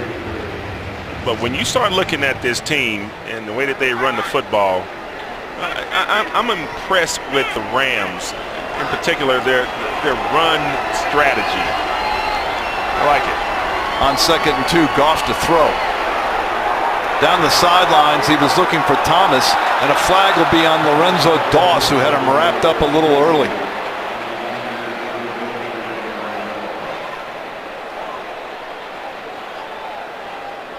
You wonder in this situation. Pass interference. Number 37 defense. Automatic. 1st down. Where did this contact begin and end? Because if the ball is by the receiver, you saw the right arm grab the jersey. And this is the guy that Gary Kubiak loves in this year's training camp. You want to talk about a coach gushing over a guy? That's right. Doss is the guy for the Denver Broncos who all the coaches love. 1st and 10 from the Denver 45. The handoff to Green. Gets to the 42, where Anderson again makes the tackle on Aaron Green. Ron, I don't know what it is about this time of year, but every year during this time of year, you end up finding guys that make plays consistently. Zaire Anderson has made a lot of plays for the Denver Broncos, and every now and then you find a guy, and that guy seems to spark something with the coaches, and the coaches keep him around just because he's made every possible play that he could make. Goff throwing down the right side for Thomas, and again flags are around. Torian Nixon was in the area. Prior to the pass, illegal contact, number 39 defense, 5-yard penalty, automatic, first down. Torian Nixon, who they like, did not play the first 2 games. And if you are a young player playing in this league, and you're on the defensive side, and you are on the quarterback's right side, which is the defensive left, and you have a rookie quarterback, you better know you're going to get a lot of work, because if you're a right-handed thrower, the ball goes to the right side of the field 80% of the time when you're a young player. Broncos with their second-team defense on the field. Goff hands it off to Green, and he's hit after a gain maybe of a yard. Shaq Barrett, Justin Simmons, both in there. That left cornerback position is a hot one for the defense. It's a position that for the Denver Broncos that are keep to lead mans, and he does a wonderful job, but boy, it's a lot of pressure over there for that guy. Corey Nelson and Anderson are your inside linebackers. Dakota Watson and Vontarius Dora on the outside. Wynn, one of the linemen in there, along with Darius Kilgo. Goff sets up a screen, and it's incomplete. He was looking for Higbee, and Goff was hit after he threw. Take a look at Goff. Dora put a lick on him. Oh, and that's right to the sternum. Goff took a hit similar to this in week 1, and he's going to try to tough this one out and stay in the game. I'd be surprised if Jeff Fisher didn't pull him in a minute. 3rd and 9. Ball at the Denver 35.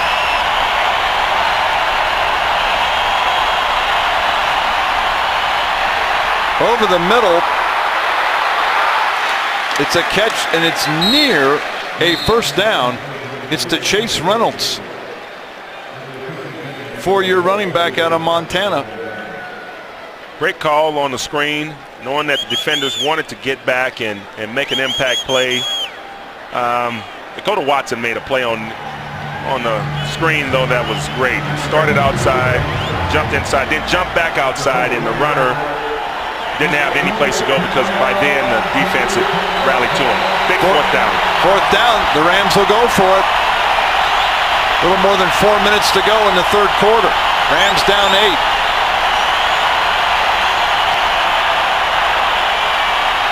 Goff to throw, and it's incomplete. He was looking for Thomas. Tavon Webster knocked it away, and Denver will take over on downs. They're taking the out, incomplete.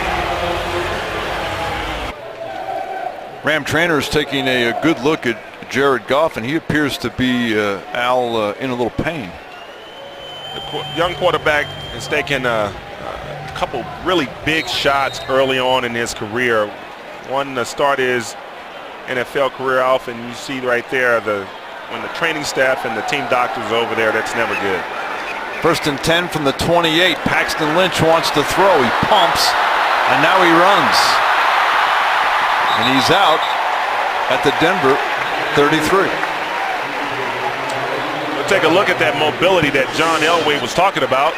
You'll see the play action fake, the naked boot, gets over to the sideline, And now it's a foot race, and Paxton Lynch is going to beat every defensive line that he's running against to the sideline, because that's where his safety is. I love when the quarterbacks take off towards the sideline, because you know they really mean to get out of bounds.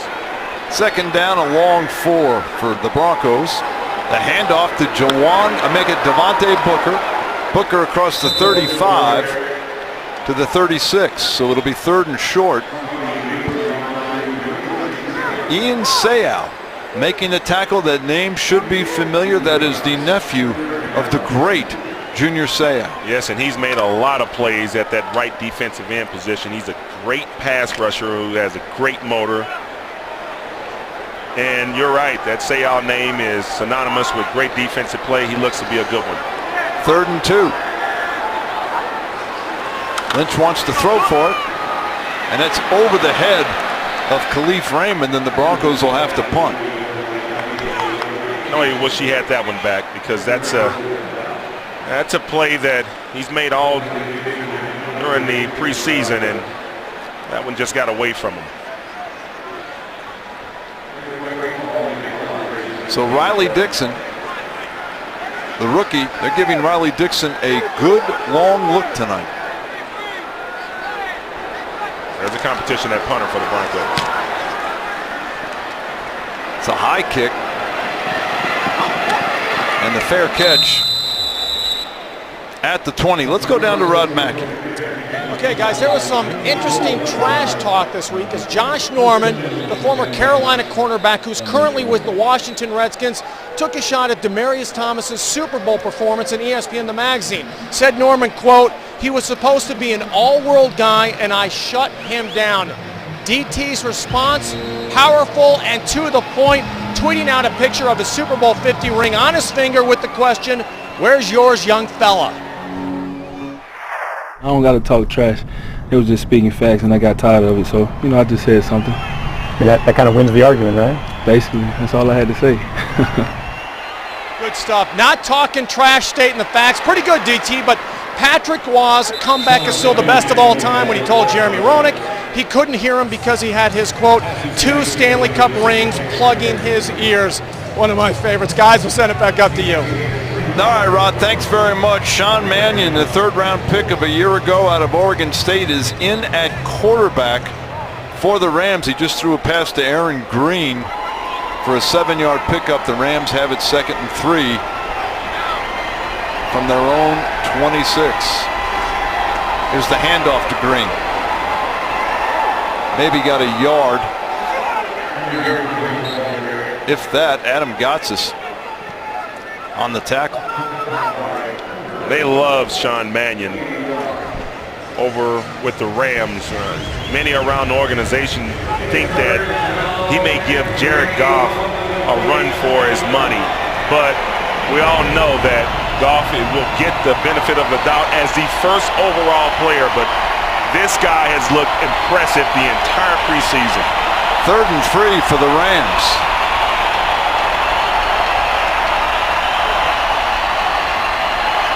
Mannion throws incomplete, looking for Higbee. Kayvon Webster was right there with him, and the Rams will have to punt. Much better defensive effort tonight from the Broncos than we saw a week ago. Yes, and I think that when you start checking your team out, these type of games really tell you where you are with your depth chart. Because if you can win the second half in these games, it really says a lot about really the entire team, the offensive unit and the defensive unit. Khalif Raymond calls for the fair catch and makes it at the Denver 27.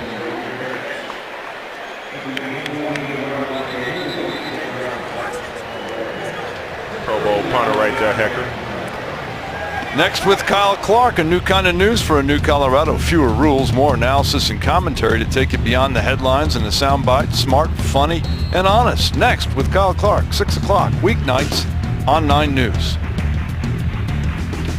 So the Broncos, with 1:12 to go in this 3rd quarter, up 17-9, will start this drive at their own 27-yard line. Lynch will throw on 1st down. Looking for Jordan Taylor and just out of his reach. Those are the kind of catches Jordan Taylor has made all preseason. And you see Paxton Lynch sets up quick, and he gets rid of the ball even quicker. And just slightly overthrown. Good defense by the Rams secondary there. And you know that those receivers on the way down are wanting to bring that ball into the body, and sometimes you just can't. You got to use those hands to bring it in. 2nd and 10 to hand off to Booker. Booker back to the line of scrimmage. And that's about it. Brandon Chubb and Nicholas Grigsby wrapping him up. It'll be 3rd down. You see right there Demaryius Thomas with his fisherman's hat on the sideline. That means his work is done for the night. You get in this situation, you want to make sure the guys that are going to be playing for you in a couple of weeks are on the sideline at this stage of the game. 3rd and 10. Lynch will throw it away. Under pressure, got rid of it, and the Broncos will punt. I think the one thing they stress to young quarterbacks, throwing it away is a good thing when you have this kind of a defense. A punt is not the worst thing. And also, speed up your clock if you know that you are anticipating some pressure. You know, and I think that the great coaches in this league, the really great coaches in this league, always teach tempo along with being physical for the team. But when you start talking about the quarterback position, it's highly important that you get the ball out quickly when you don't know what the defense is up to. Riley Dixon got that one to about the 20. There is a flag down. Paul McRoberts on the return, but we'll check out the flag. During the return, holding. Number 41 return team. 10-yard penalty, 1st down. That hold is on Jabril Washington. Start the season the right way by running the Broncos 7K Sunday, September 4th at the stadium. You'll finish on the 50. Get a t-shirt and a medal and meet Bronco alumni, cheerleaders, and the mascot. Proceeds benefit the National Sports Center for the Disabled. Register now at broncos7k.com. Sean Mannion gets his 2nd series with the Rams. They'll start at their own 24. It's the handoff to Green. Nothing there. Dakota Watson, Kilgo, and Zaire Anderson all make the stop. That's the end of the 3rd quarter. Denver out in front, 17-9.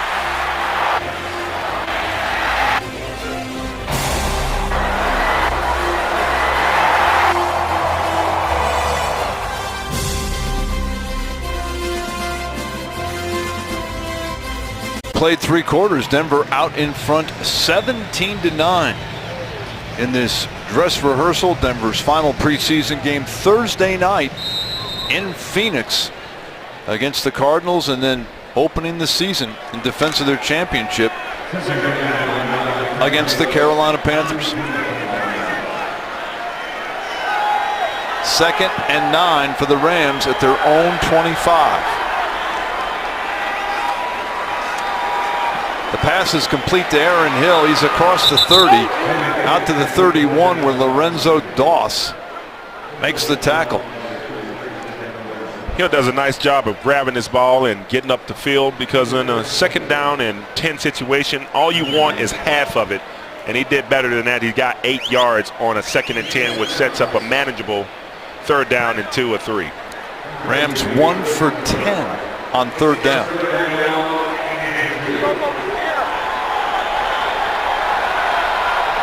The great chess game, football.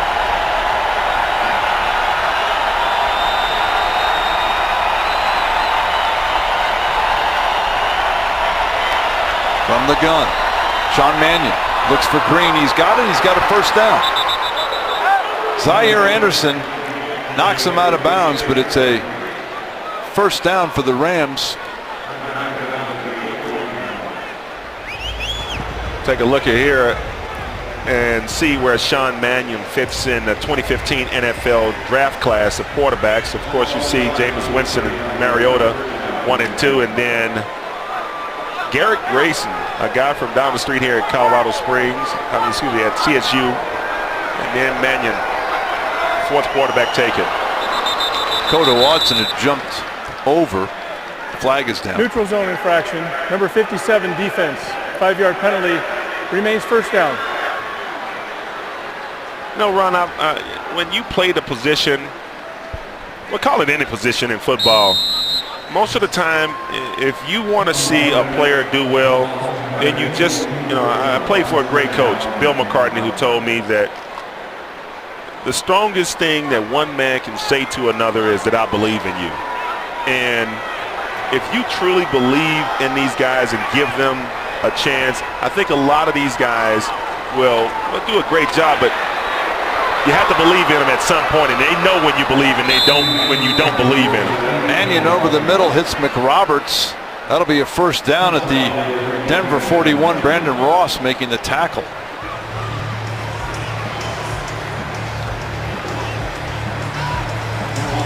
Oh, you did play for a great man, Bill McCartney. So many of these plays are designed to win, and then when you really break it down, it's really not the play design, it's the players out there executing that give you hope that you're doing the right thing as coaches. Here's the handoff to Green. Nothing there. Billy Wynn making the tackle. That was Terrence McGee, second-year man from LSU, in for Green on the carry. He runs much like our Ronnie Hillman for the Denver Broncos, and you need change of pace guys to really change the game, because like great pitchers, you need different pitches, and for running backs, you need different tempos. Second down and 10 for the Rams. They're down by 8. And it looked like a false start on the left side of that Ram offensive line. False start, number 63, offense. 5-yard penalty, second down. Calls on Darrell Williams. What's interesting about the two head coaches for these teams is both of them played in the NFL. Both of them have Super Bowl rings. That's true. I'll give you one more thing. Both of them extremely close to Mike Shanahan. Yes. I know Mike used to always tell me Jeff Fisher was his best friend of all the other coaches. Second and 15. They were on that 49ers staff together. Of course.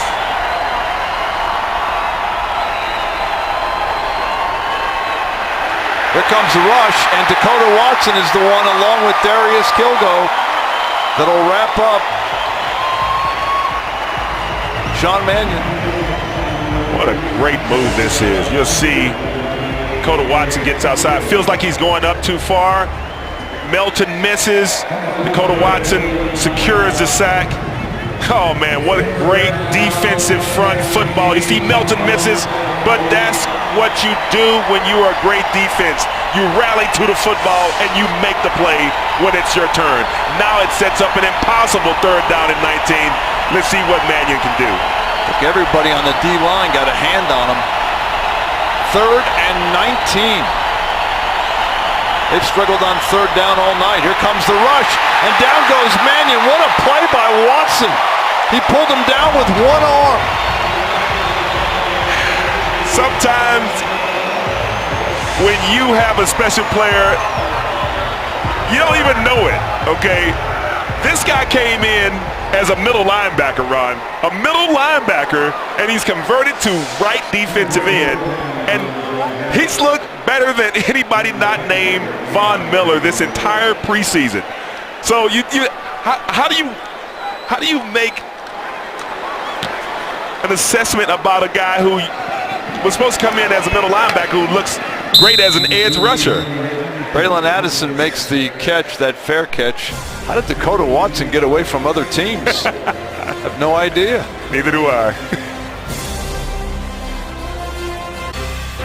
9 News and the Broncos want you to join Bonfils Blood Center to save a life at Drive for Life 19, Tuesday, November 1st from 8 to 5 at the stadium. You can meet the Bronco players, alumni, cheerleaders, and the donor-exclusive fan zone. Visit bonfils.org for more information on the 19th annual Drive for Life. 1st and 10 for Denver. Lynch to throw. I'll tell you what, Mose Frazier hauled it in.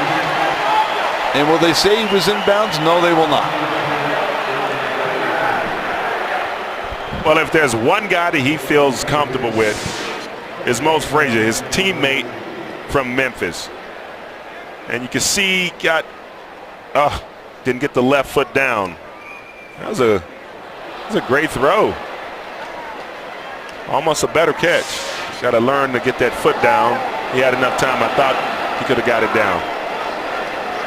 2nd and 10 from the 16. There's the handoff to Hillman up the middle. Gain of a couple. In this league, nothing's safe, Ron. This is our starting running back from the Denver Broncos last year. Leading rusher. Yeah, leading rusher. Leading rusher, and now in the 3rd preseason game, he's getting snaps with the 3s because he's got intense competition from C.J. Anderson and Booker. And Capri Bibbs. And, Capri Bibbs. Might come down to him and Capri Bibbs. 3rd and 7. Broncos take a timeout. 9:26 to go. Denver out in front, 17-9.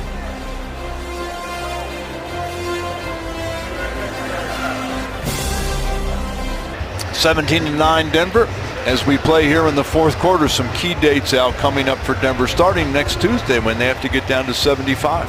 This is the day that all these guys that are in the game right now is that they're really looking at, because that is the first test to see whether or not the team loves you. And the following Saturday down to 53. We got a flag down. And then the next day, you can start to sign a practice squad. And that'll be another important day for many of the guys that are out here playing right now.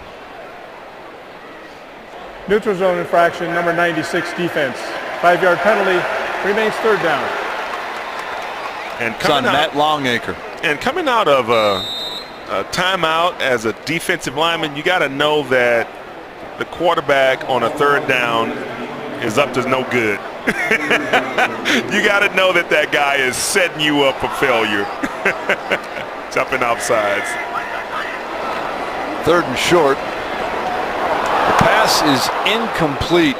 Looking for Deron Neal. And the Broncos will have to punt. Did you have a guy or two when you played that could always pull you off sides like that? John Elway, all the time.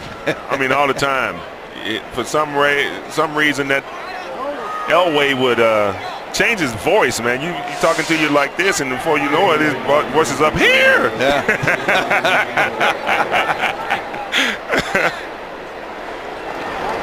Dixon will punt again. McRoberts makes the catch and runs out of bounds at the 20. Paxton has missed on a couple of 3rd down and shorts that I know that he'd love to have back, but this is the game of football. You know, there's no takebacks in 3rd down play, and that's how you become a good quarterback in this league, is converting those 3rd down and shorts. Those are plays that quarterbacks are supposed to make in this league. And quarterbacks are responsible for, as far as I'm concerned, 3rd down and points on the board. 1st and 10 from the 21. There's the handoff to McGee. He's out to the 25 for a gain of 4. Let's go down to the sidelines and Rod Mackey. Rod? Ron, thanks. Here with C.J. Anderson. Looks like Mike Tyson got you there. Let's show that thing to the camera. You said you've never had stitches before in your life? I don't even have my ears pierced, so that was the first time. When it happened, I just felt bleeding. It felt like it was coming out of my ear. So, you just want to be cautious of everything. But Broncos country. I'm fine, and I'll be ready in 2 weeks. I called you hockey tough. I guess I wasn't kidding. Hey, you guys got off to a slow start running, but boy, late in that second quarter, you got things going with some big runs there. Yeah, and I just think that's, we got to find a way, if Kubiak's going to give us runs multiple times, we got to find a way to get that going. And, that's myself and the O-line, so it's good to see that. It's good that we had that on tape. We can go back and look at it. It's funny. Alfred was talking about it. It looked like, usually the run will set up the pass. It looked like in that situation, the pass kind of set up the run because that's what things got going. I thought it was interesting. We had some good runs. I sprung off some good runs. Cook had some tough runs in that first half. And then with the play action, we threw the touchdown to Verge. We got the ball down the field to DT and Emmanuel. So those things are good enough. We want to get people to load the box in there so we can get our playmakers on the outside of the ball. I thought T.J. Ward made an interesting statement earlier this week. He's talking about the defense. He says, we can be as good, but we won't have to be. Talking about what he expects from the offense this year. I like it. They're putting their faith and their trust in us, and that's something I've said this week. We don't want to rely on the defense too much. We want to go out there and make plays and do our part too. And, we did that. We got to clean some things up. In 2 weeks, we'll be ready to go. I promise you that. You know what? After tonight, or at least after a couple days now, we're not going to ask you about the quarterbacks anymore because we're going to find out soon. Are you excited to find out? Yeah, we can't wait, man. We're super excited. And, Trey put a good showing in tonight. So we'll know tomorrow or Monday whenever Kubiak lets us know, and then we'll just get ready to get to work for Carolina. All right, CJ, thanks for the time. Appreciate it. Thank you. CJ and his 4 stitches. Guys, we'll send it back out to you. All right, Rod, thanks very much. Rams have a 3rd and 10, 8:29 to go in the ball game from their own 21.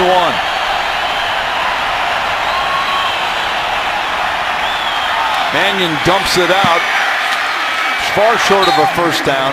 Lorenzo Doss making the tackle on Chase Reynolds, and the Rams will have to punt. That's a good job of getting the ball out of your hand for Mannion. There's some groups that you know that you're going to have time for plays to open up down the field, and then the Broncos and on the other side the Rams that have these amazing groups that end up leading the NFL as far as sacks go and bad things for the offense. Khalif Raymond made the catch, and Michael Thomas wrapped him up very quickly.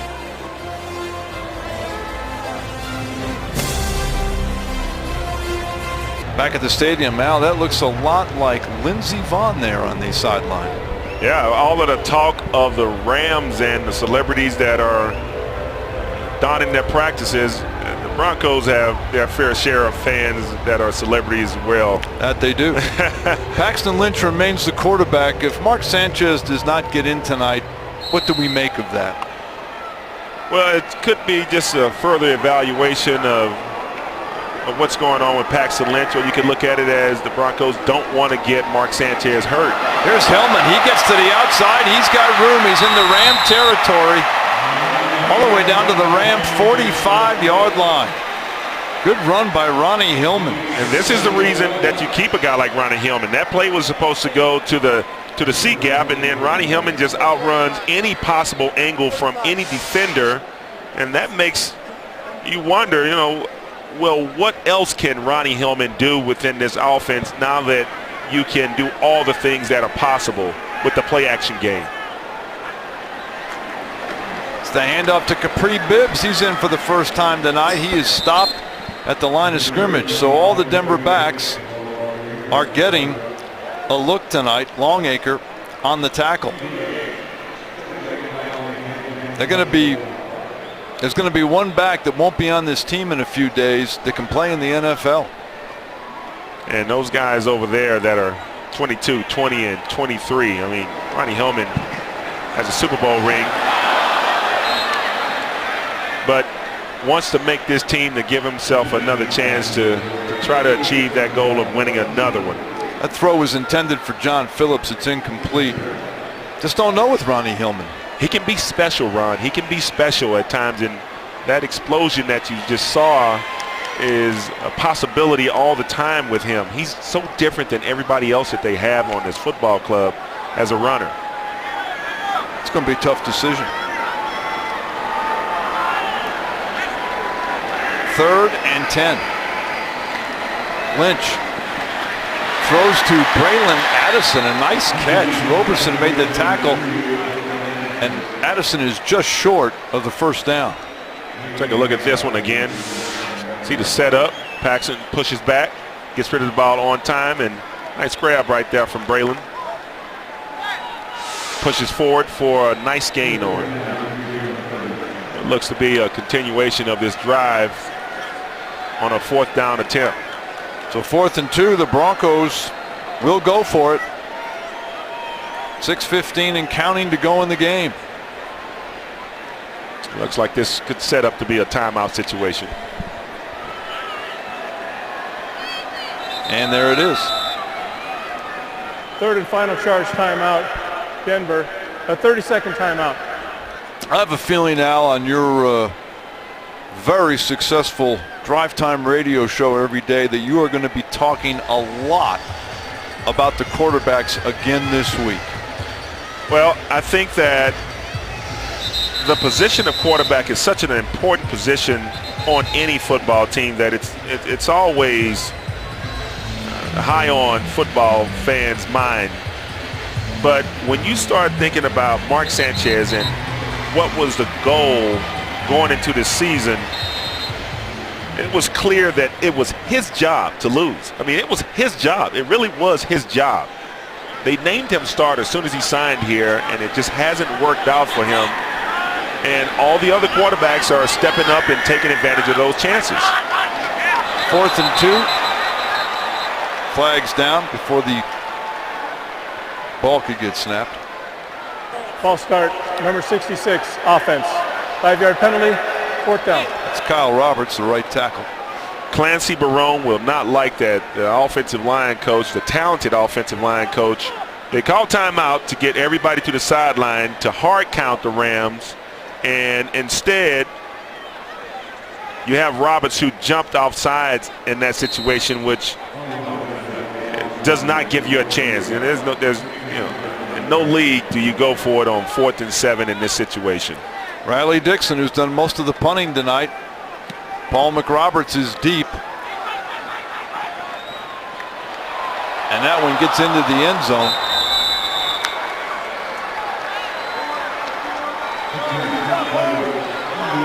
Here's a look at the Broncos quarterbacks and how they have fared tonight. Trevor Siemian. That's a ball right there that you want Cody Latimer to come down with. Didn't happen. Then, of course, the touchdown to Virgil Green. Easy play. Right there, you saw the athleticism from Paxton Lynch and the nice screen play. And then the boot. The head fake, and of course, Paxton Lynch even tucked it and put it in the other hand. Yes, he did. Sean Mannion has the Rams at a 1st and 10 at the 20. They're down by 8. The handoff to Terrence McGee up the middle. He's got a big hole. McGee across the 40, across the midfield. McGee is finally, no, he's not even knocked out. McGee's still on his feet, all the way down inside the 10. The play of the night turned in by Terrence McGee. We just talked about guys who changed the tempo of the game, and you can see right there McGee has great balance and he has some wiggle, and you see him change hands so that he can stiff arm or move a defender off, and he just runs through any possible arm tackles until a sure tackle is made there in the end. What a great run that was. A 73-yard run by Terrence McGee has the Rams 1st and goal at the Denver 7. Aaron Green now the running back. Mannion throws and it's incomplete. In and out of the hands of Tamarick Hemingway, their 6th-round pick. You take a look right here, and Mannion throws this ball, and that's just great defense. I mean, when you can play defense like that, and Nixon just made a great NFL play, because the one thing that you have to do is try to put your hand in between those receivers' hands to try to knock it out. 2nd and goal.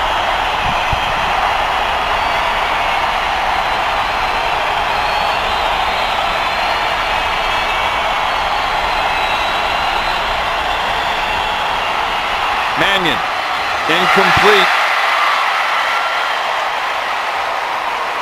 Lorenzo Doss was there. Broncos are rallying to the football right now. He starts this stem outside, and Right there, you can see that this play is diagnosed early on, and Doss was there to make sure that there was no completion. Behind Doss, though, there was a corner route developing, and if Mannion would have took another look, it would have been wide open. Mannion was looking for David Richards. Now it's 3rd and goal.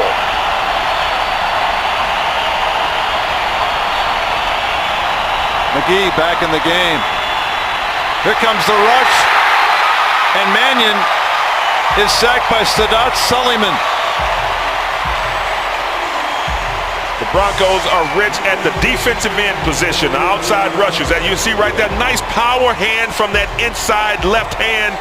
And you're rewarded there, Sullivan, with that sack because there's no place to go. Great job. 4th and goal at the 12, and the Rams with 4:28 down by 8 will go for it.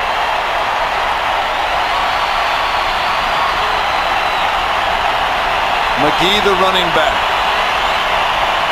4 wides in the game for the Rams. Mannion, a bullet over the middle. It's incomplete. He was looking for Hemingway. Brandon Ross made a big hit. Once again, the Broncos defense coming up big in the red zone. Another area of emphasis. Good job. Make all the plays that you can make while you have a chance.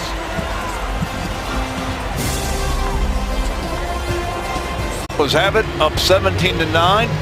4:09 to go. The Broncos would like to run this clock out if they can.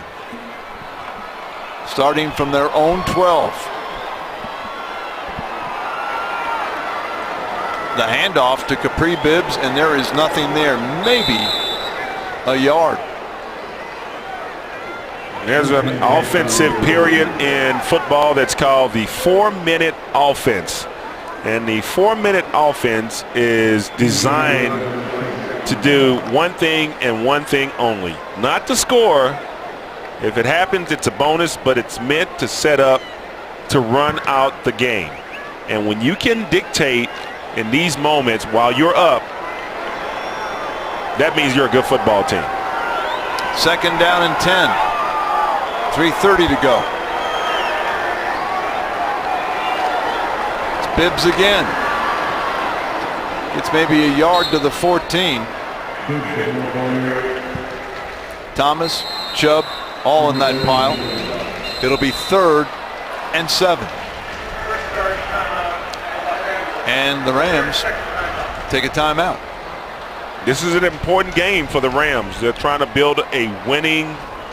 They're trying to build a winning community of players and coaches and front office members in a new city. And we talked about it at the beginning of the broadcast, how important this is for this franchise in particular, the Rams. But when you look at the quarterback comparison tonight, and what you see out of Trevor Siemian is a 10 of 17 for 122, the 1 touchdown.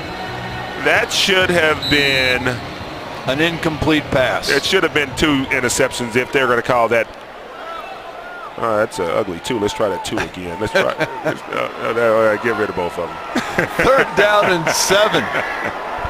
Broncos showing like they'll throw for it, and they will. Lynch over the middle, and it's to Mose Frazier for a 1st down out at the Broncos 31. What a great throwing catch. Take this from the field level. You can see the quarterback's eyes never left his initial target. And I think the Rams were maybe surprised that the Broncos actually threw for the sticks. They were. 16-yard gain. Lynch to Frazier. Michael Jordan, the 3rd-string left corner. Not Michael Jordan, but that Michael Jordan making the tackle. Michael Jordan not only plays basketball and baseball, he now plays football. Probably could if he wanted to. 1st and 10 from the 31. Even in his 50s, he could do it. Here's the handoff to Bibbs. Nice little hole. Bibbs runs hard out to the 38. And now this is just what you talked about. A good team knows how to run this clock out. Brandon Chubb made the tackle, and there's a timeout. But the Broncos are effectively killing this clock. Yes, and you call the timeout now to preserve one for later, just in case they get the 1st down. That meaning the Broncos get the first down. And you can see right there almost a dejected look on the face of Jeff Fisher. He wants to win these games. He really wants to win all of these games. It's clear when you watch the cable network show Hard Knocks that he's trying to build something special. He's always talking about being a winner and not settling for just being an average team. Second down and 3.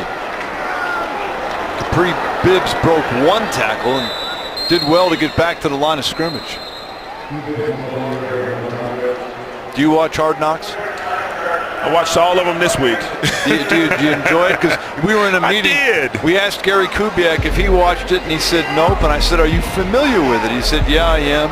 I said, would you ever be involved in it? He said, only if I'm forced. Yes, I don't know very many coaches who welcome that opportunity to let a film crew into their meeting rooms and into their personnel meetings to show the rest of the NFL public.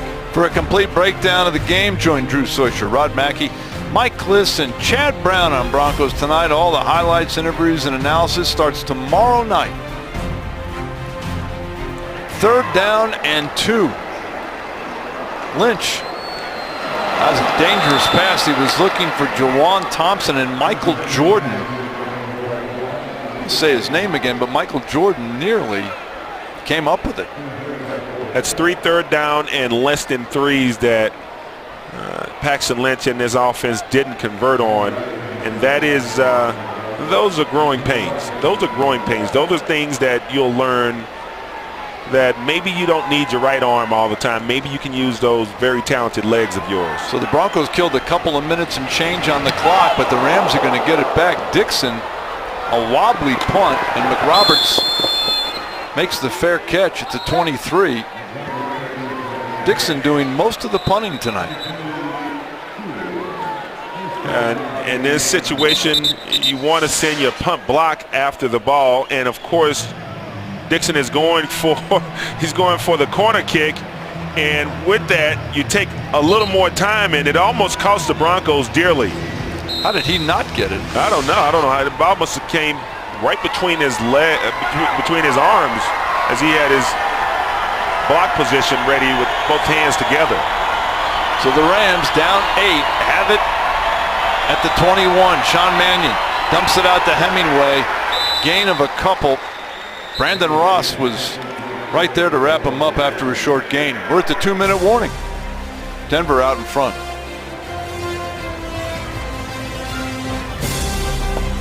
Here's tonight's play of the game, brought to you by Comcast. I bet you can guess what it is. Trevor Siemian looks left, throws right. Demaryius Thomas with the one-handed grab on the sideline with the pass interference. Doesn't get any better than that. This is big boy football, and if you want to see it, you just got a ticket and a front seat to watch Demaryius Thomas do something that very few guys can do under pressure.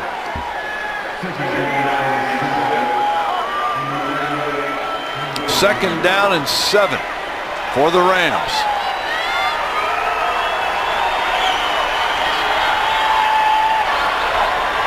Here comes the rush. Mannion gets away, and Dora and Anderson run him out of bounds at the 30. That's good discipline right there from the Broncos and that linebacking crew, especially Anderson, of not taking a shot on the quarterback as he was going out of bounds. And what you do right there in that pressure rush situation, it's important that you have the other side at the same level as the right side. So the left side should have been collapsed in that pocket at the same time the right. That would have given Mannion nowhere to go. 3rd and 2 from the 30. The pass is knocked down at the line of scrimmage, and the Rams will have to go for it on 4th down.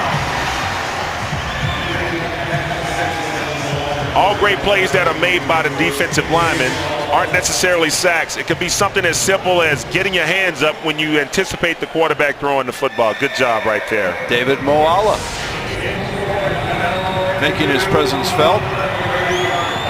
4th and 2 with 1:48 to go. Big down.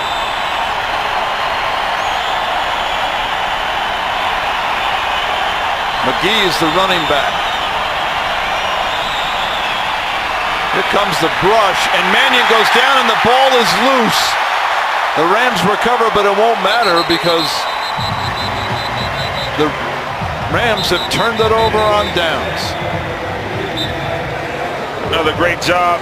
The Broncos are deep at the defensive end position. And as you'll see right here, what a great job defeating that outside arm. And man, I tell you what, the Broncos have a multitude of edge rushers that most teams would just love to have. Sadat Sullivan has 2 sacks tonight. Sullivan has been great. Dakota Watson has been great. Von Miller started the party off with a sack of his own. And this is the favorite formation, if you're going to ask me, when you are winning football games.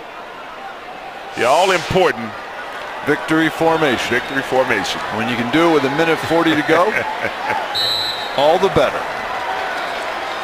I think the Broncos are going to take a lot of good things out of tonight, playing a team that was very serious about this, Al, and the Broncos found a way tonight, and they got off to, I think, kind of a slow start and just kind of played their way into the game. I think so. It didn't hurt that the Rams sent out some of their members of the first team defensive line. But even that being said, you know, they got the passing game going. They did. They started opening holes in that run defense. And when that happens, then it leads to points for the team. And you're so right, and you touched on it in the open. The Broncos couldn't run the ball at all the first few series, and they passed to set up their run because you can't run without a pass game. And they got it going. Even the great teams that could run the football at will, even when we had Terrell Davis, to get those running lanes to the point where he could run for 2,000, John Elway had to be great throwing the football, because if you're going to bring an extra guy or maybe 2 extra guys into the mix, we can't account for those guys when you are on the offensive side of football, which means that they have an extra guy. They have an extra 2 guys. So you cannot play that way, and you have to punish the defense with the passing game, and they started to do that tonight. That they did. So the Broncos get back on the winning track tonight with a 17-9 victory against the previously undefeated Los Angeles Rams.